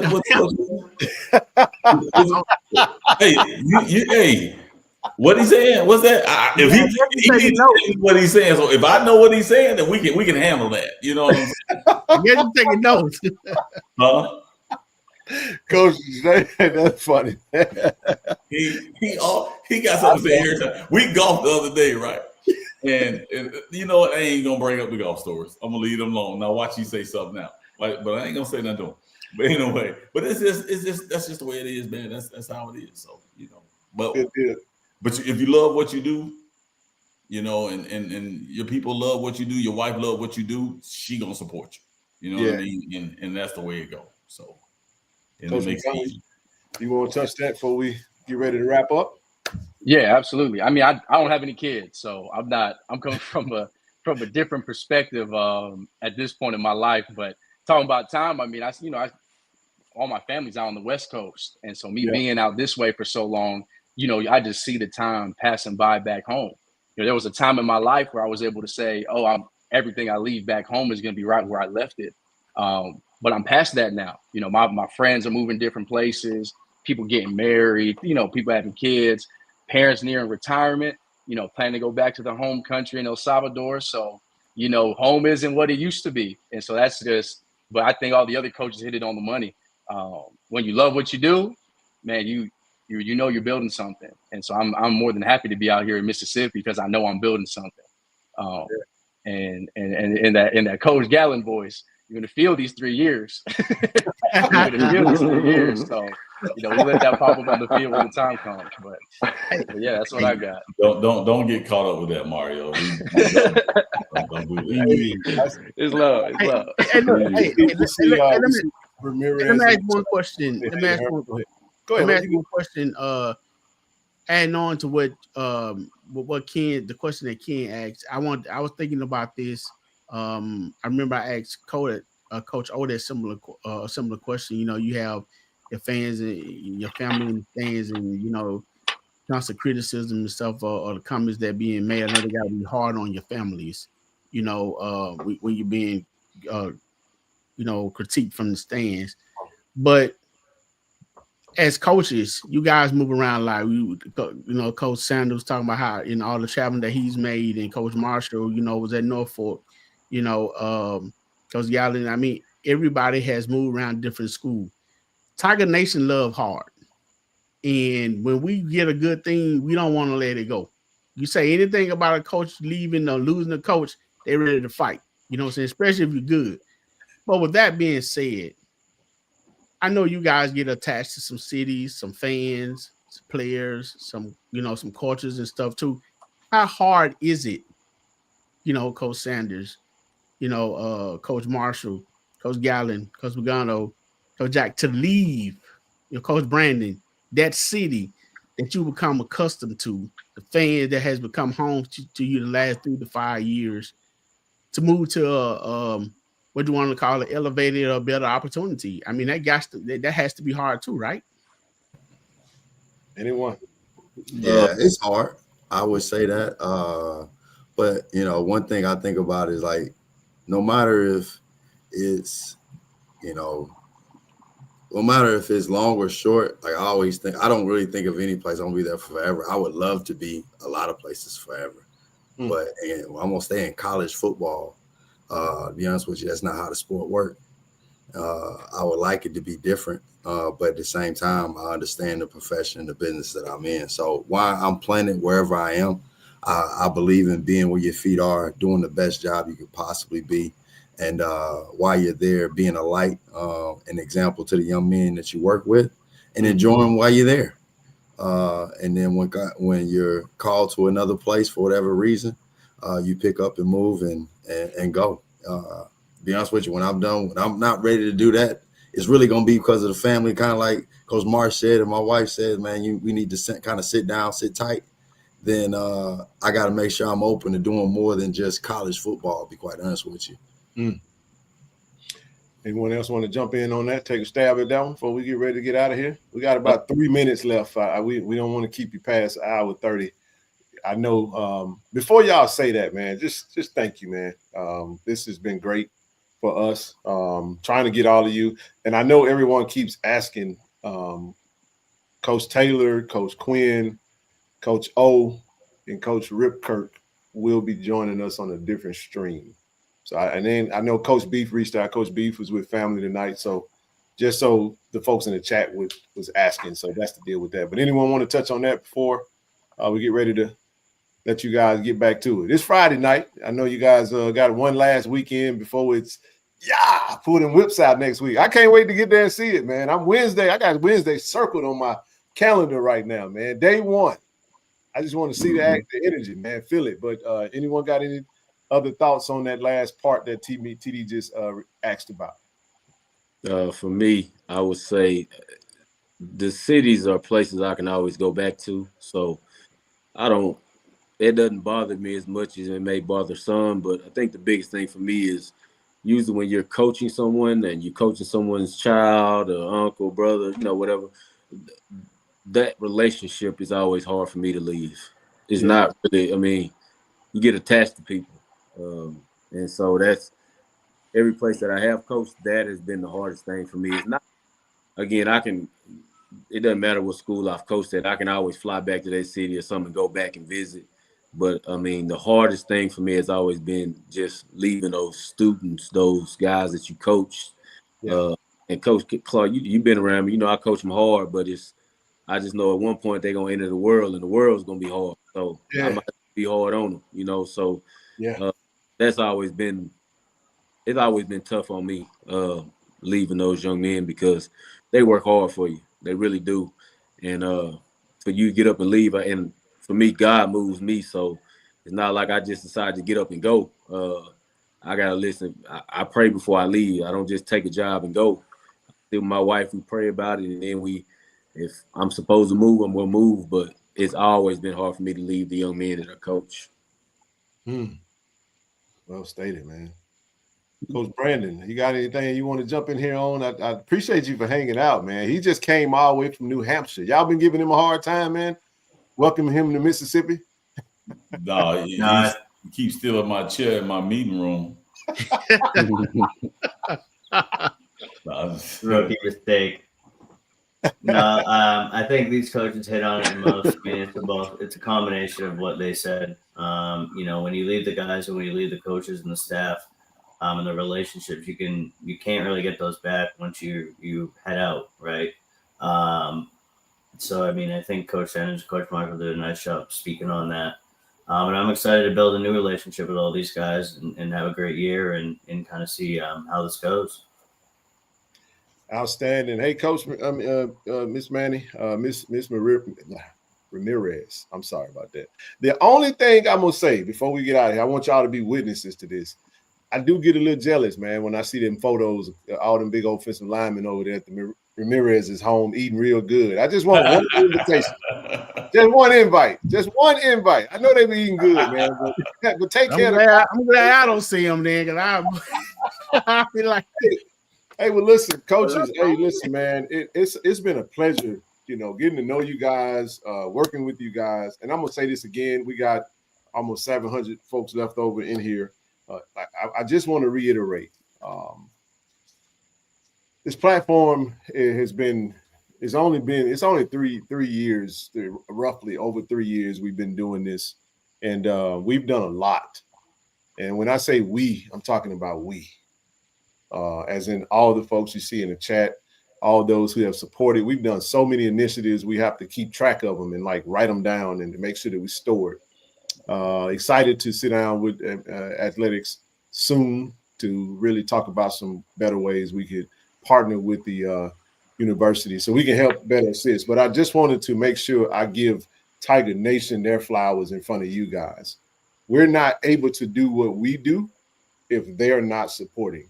So, I may be the engineer of the train, but that train is so long. And I'm telling you, because of the love that Tiger Nation have for you guys, they don't blink when we have if we're called up on some type of initiative to do. We've been able to launch this collective, and we're excited. We want to sign more players. We want to do more, but and we will. But I just wanted to just give this moment for these great fans and supporters of this platform, man, because they without them, all we do is what they allow us to do. So you guys have come to us, and if there's anything that you guys need from us, let us know.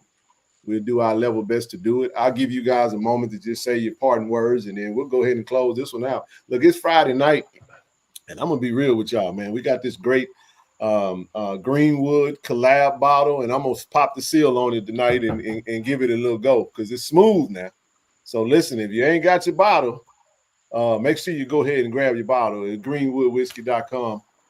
And we got a phenomenal partnership coming up. I want to share this with you guys. I know we partnered with Cathead Distillery. We got a collab vodka with Cathead Vodka right down the street from Jackson State University. And great. We're going to have an amazing live kickoff show that's going to be coming up on the night before the game. So I know y'all are watching. I know you guys are on here, but I'm going to just slap that up there real quick while everybody out there. Make sure everybody pull up August 29th, 6 p.m. to 9 p.m.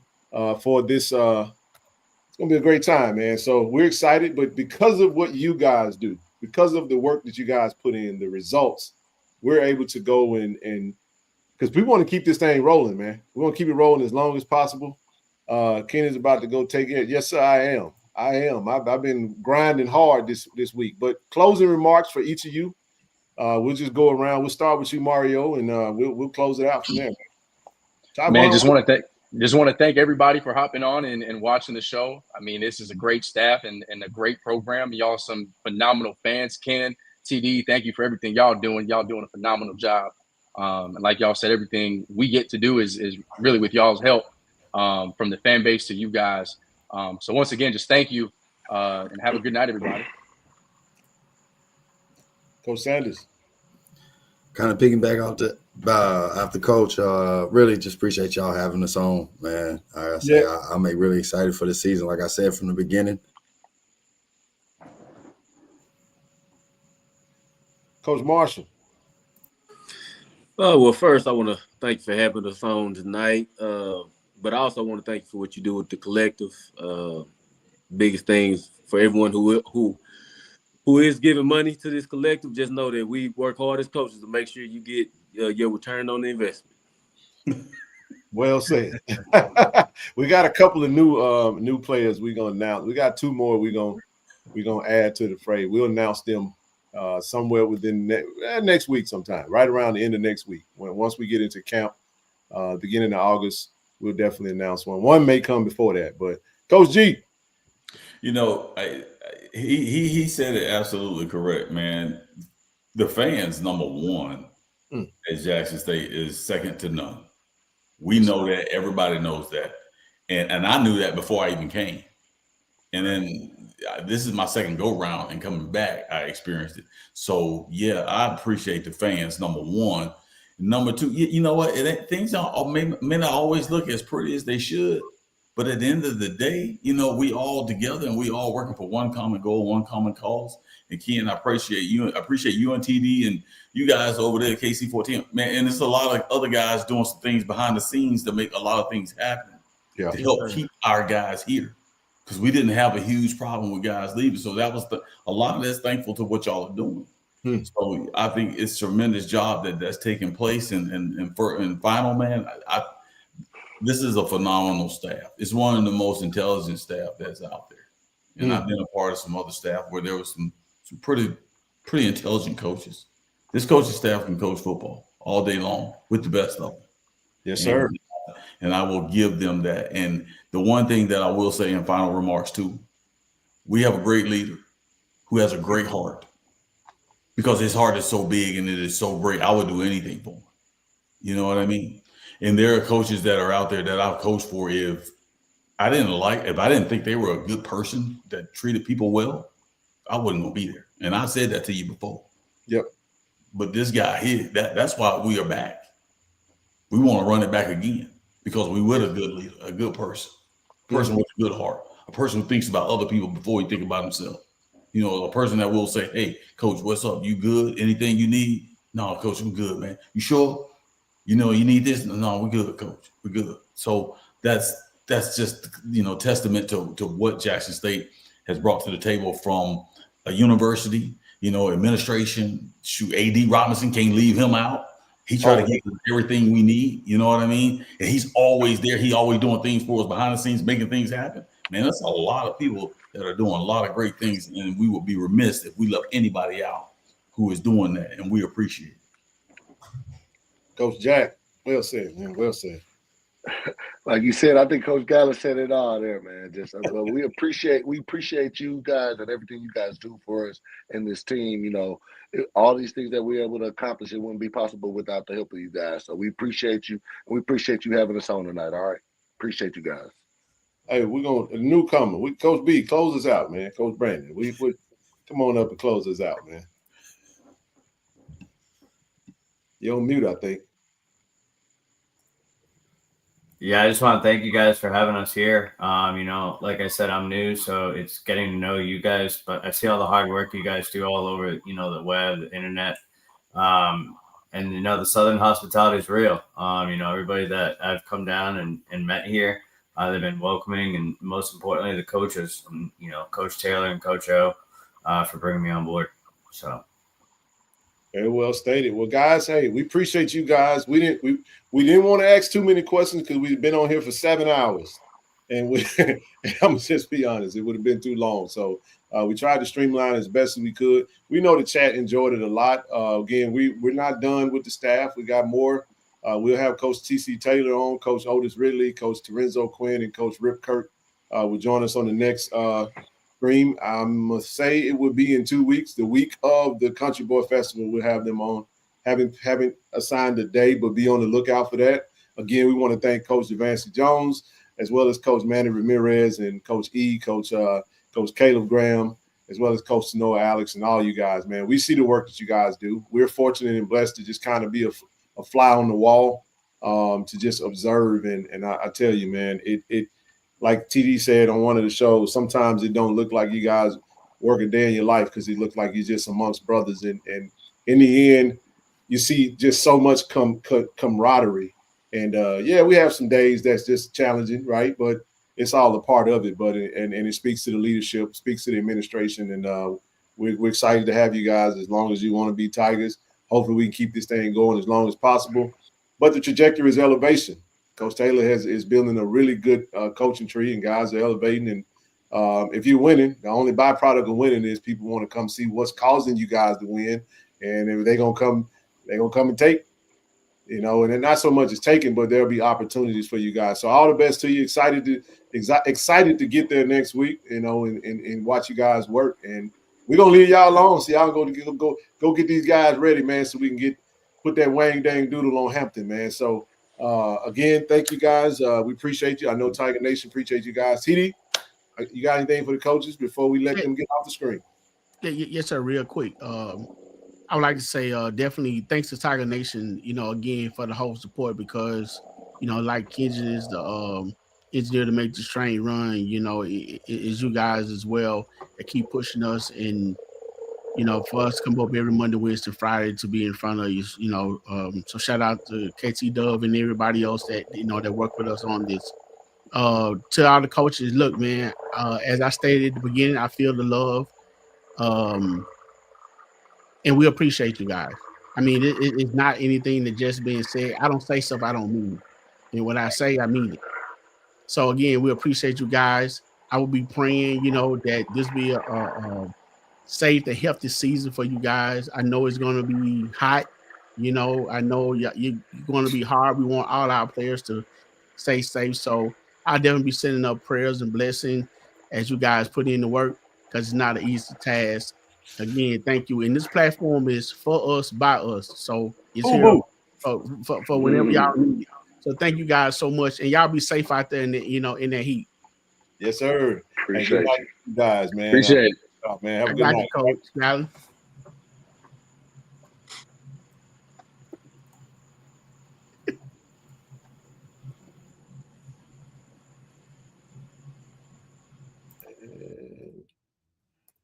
All right, man. Well, we appreciate them, man. Listen, Wang Dang Doodle got to see how I can work that in the state.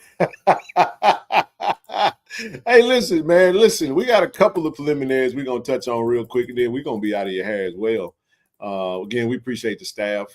We just mentioned we'll be at Cat Head August 29th, 6 p.m., 9 p.m. And listen, if you guys haven't had a chance to grab your bottle, they got the new label. TD, the new label is out. The new label is out, the gold label. This little label right here is a little dark, but man, nevertheless, I like the label on the screen, man. That's what it's gonna look like. Okay, I got the one you got.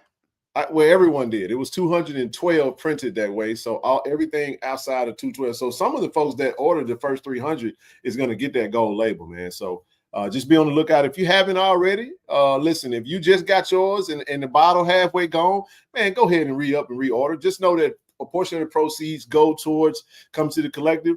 And we're excited about this partnership, man. Make sure you follow them on their socials. And man, we're ecstatic. It was some other stuff I was gonna touch on, but I don't want to mess that show up with that. Right. I'm gonna leave the rest of the preliminaries alone. Don't forget, you guys, the Fan Fest is coming up. Make sure you get your season tickets. Grab your ticket to the Country Boy Experience. Look, I ain't got them cowboy boots, but I'm gonna put some boots on just because I want to feel country. I'm gonna have my blue jeans. I got some blue jeans, TD, and I'm gonna have some boots on.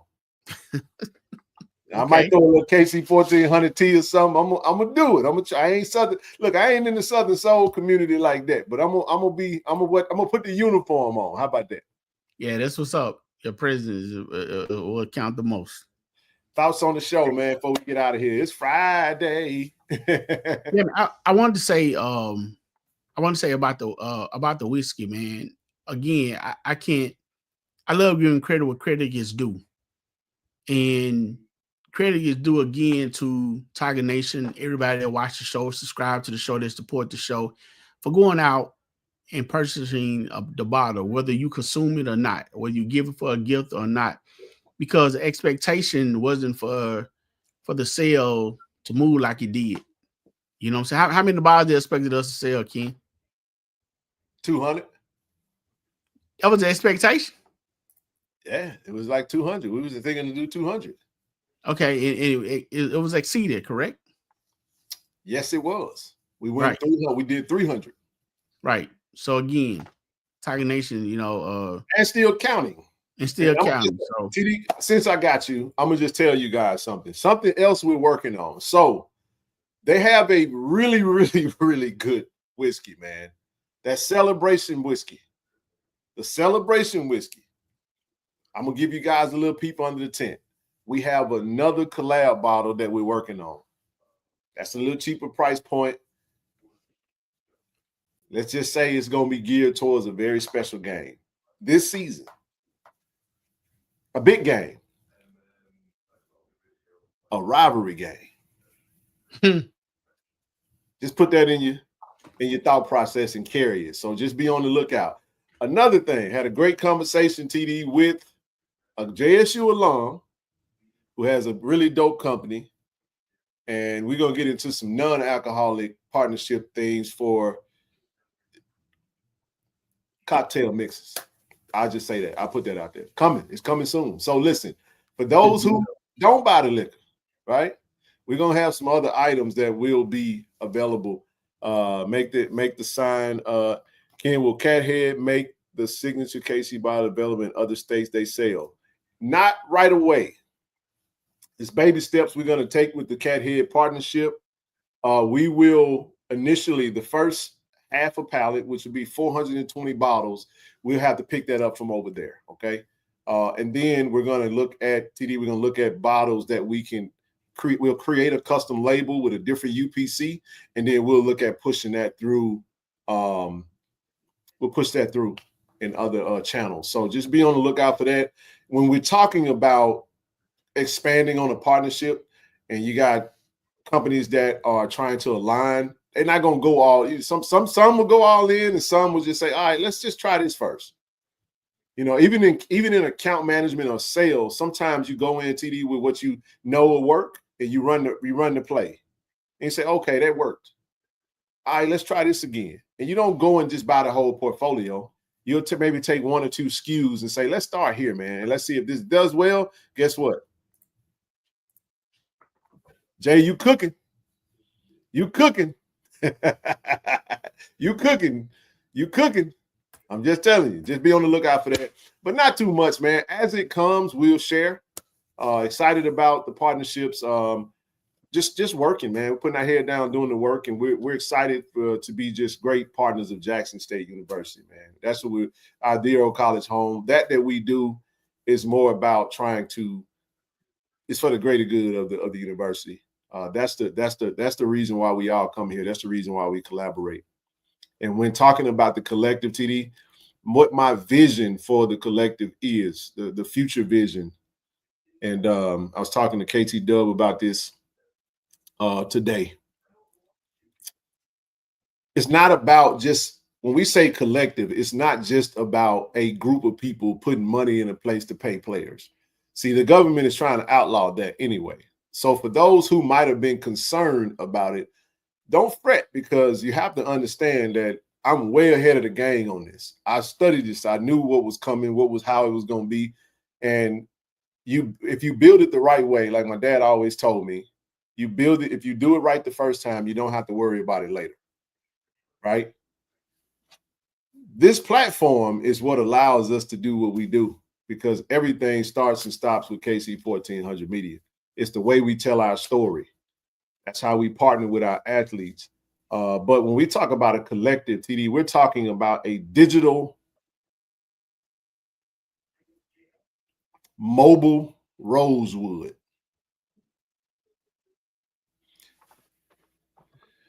I want y'all to think about that for a second. We finna go to our weekend. I'm almost there, because I ain't even cracked the seal on this bottle yet, TD. But think about this. Rosewood. I'm gonna tell y'all something. I'm gonna let y'all in on a little something. Sometimes when you're doing things and you're trying to, because it's not about this. I may not even touch this. I'm playing with you guys. I got another bottle that I'm working on, but one of these are gonna be just a collector's item, TD. But I wanted to show you guys that I had it too. I'm not asking you to grab something that I'm not gonna get. Matter of fact, I bought a whole case, and I got some people that I want to make sure get a bottle. I mean, I purchased two myself, and I'm not a drinker, so you know. Yeah, no doubt.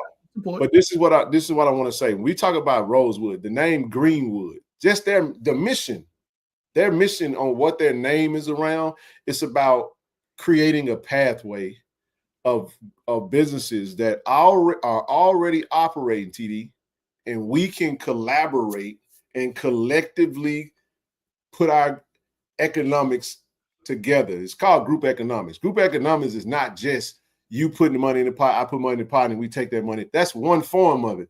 But another form is interlocking and establishing a chain of businesses that collaboratively do exactly what they do. Everybody still do what they do, TD. Everybody still eat the way they've been eating, but we're able to collaborate and funnel money into our university or to a cause. And that's all a cause that we're all, I would say equally invested in. Some of those partners are going to be invested because of capitalism. Some of those are going to be invested because of capitalism and because of the love of the university. But either way, think about it. How dope would it be if we have a dentist? We have that Hill, Mississippi. Come on now. You see where I'm going with this? You got a Hill, Mississippi. You got advanced dentistry over here. You got a restaurant right here, TD. You got a hotel right there, TD.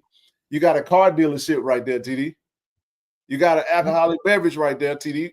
Whatever you touching, if we all coming together and collaborating for the greater cause of one thing, you keep doing what you do. We're not trying to get into the hotel business. We're not trying to get into the liquor business. We're not trying to get into none of these businesses. What we're trying to do is collaboratively collaborate and create a pathway for the coaches and the community of Jackson State can go and patronize everything. And then you're not directly giving me money.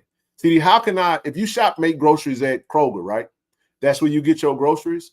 How dope would it be if we can secure a partnership with Kroger? So every time you go over to Kroger and you do what you normally do, Kroger, you follow what I'm saying? I'm going to send you to Kroger. You need groceries? How about you go over here to this partner who is going to put money back into the pot? That's what we're talking about. So when we say collective, we're not talking about circle. Man, it's just a circle. You do what you regularly do. So TD, you find out what, for example, a car mechanic, a mechanic shop. Everybody driving cars, right? Right. But you might have a guy that can work on vehicles that might lock into this partnership. And guess what? We all say, hey man, if your services is going to put money back into the pot over here to what we have a vested interest in, then we're going to come over there to your dealership. I mean, we're going to come over to your car lot. I mean, or your service center. I know we can't have done. It was just an example because I knew that existed. I was just trying to, paint a picture of what it is we're trying to do. We're trying to create a web, a network, a collective organization of businesses that collaborate for the same cause. And all of us that participate can just go patronize those establishments, knowing that we all going to get a kickback. A kickback is going to go back into the pot. That's how you next level do it. That's how the big boys are doing it. And that's how you continue to build. I got it up here. I see it. I got some things that I'm working on that I'm not even going to speak to. You'll just see it when it's rolling because you can't give away everything. And I'm going to just tell you guys like this right here. I'm going to say this. It's about to be July. The game is free right now. 2026, you're going to have to call it. It ain't going to be free no more. The game is free. I'm giving away free game right now. After that, if you reach out to me, it's going to be a consultation fee. You're going to have to pay a fee. It's been free for 2 years now. But we don't like to call on somebody we competing with because guess what? I want to beat you, but I want to beat you doing it my way. I don't want to just, you follow what I'm saying? So with that, we tend to, when other communities are like, I don't really care about that. I'm trying to get in this room and figure out how I could better my cause and what it is I'm looking to do. But that's it for the night. Again, we appreciate Jack State football, coaching staff. Again, we're going to have Coach C.C. Taylor, Coach O, Coach Teresa Quinn, Coach Rip Kurt going to join us on another show. Basically, if you haven't figured that out quite yet, it's going to be the office. It's going to be the head coach, the GM, and both offense and defense coordinators. That's who we're going to have on the staff. I mean, not on the staff, but on the show. And, oh, yeah. Man, Thank you. It's coming. Let me just can I say something publicly? And I'll be done, T. I promise.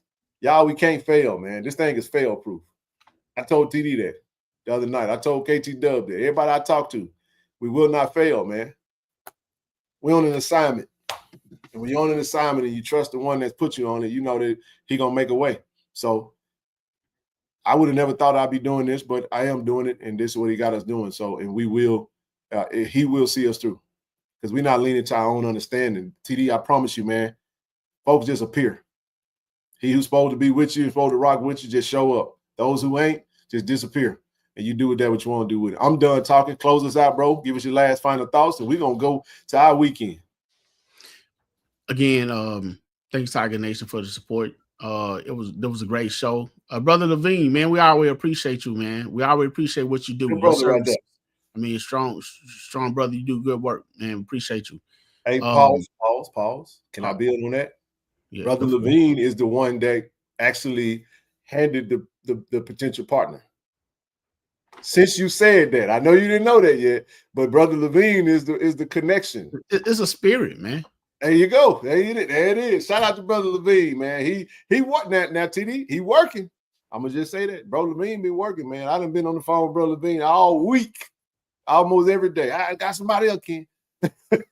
I'm trying, man. I mean, he doing his thing. That's big bro, man. Been knowing him for a long time. We appreciate you. I won't interrupt you no more. I apologize. No, I mean, I want to say again, thank the coaches for coming up. Thank Coach Taylor, Coach O, for allowing them to, come up to give their time. I hope, Tiger Nation, I hope that was a learning experience for you. We hope you felt the coaches, you got to know the coaches, and maybe they'll give insight on why things go the way that they go and why we have the team that we have, and Coach Taylor built the staff the way he did. So we were glad we was able to bring them up. Glad they was able to come up. I hope that you was able to learn something. And again, great show. We appreciate you all. And y'all have a great weekend. Be safe. Be easy on those bottles. If you drink responsibly and don't drive.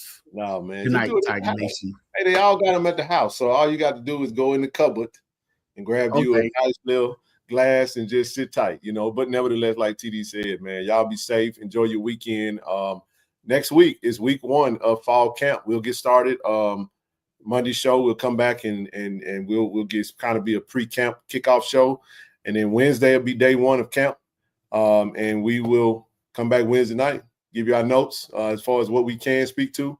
And we're going to try to give you as much as we can without saying too much. Y'all know how that go. But again, we appreciate y'all, man. Do y'all love? Go Tigers, baby. Go Tigers. Peace out, everybody. We're back to guarding the yard and building champions. The Jackson State Tigers are your defending HBCU national champions. And this season, we're hungry for more. Join the family and experience the thrill of every game live. Be a part of the legacy. Secure your season tickets now and witness the Tigers go for it all again. Let's pack the stands and show our support. Get your season tickets today. Jackson State University, building legacies. Hey, this True Thompson. True, you got to get word for Tiger Nation, man. I love y'all. Tiger Nation. Do y'all love? Go Tigers, baby. Appreciate you.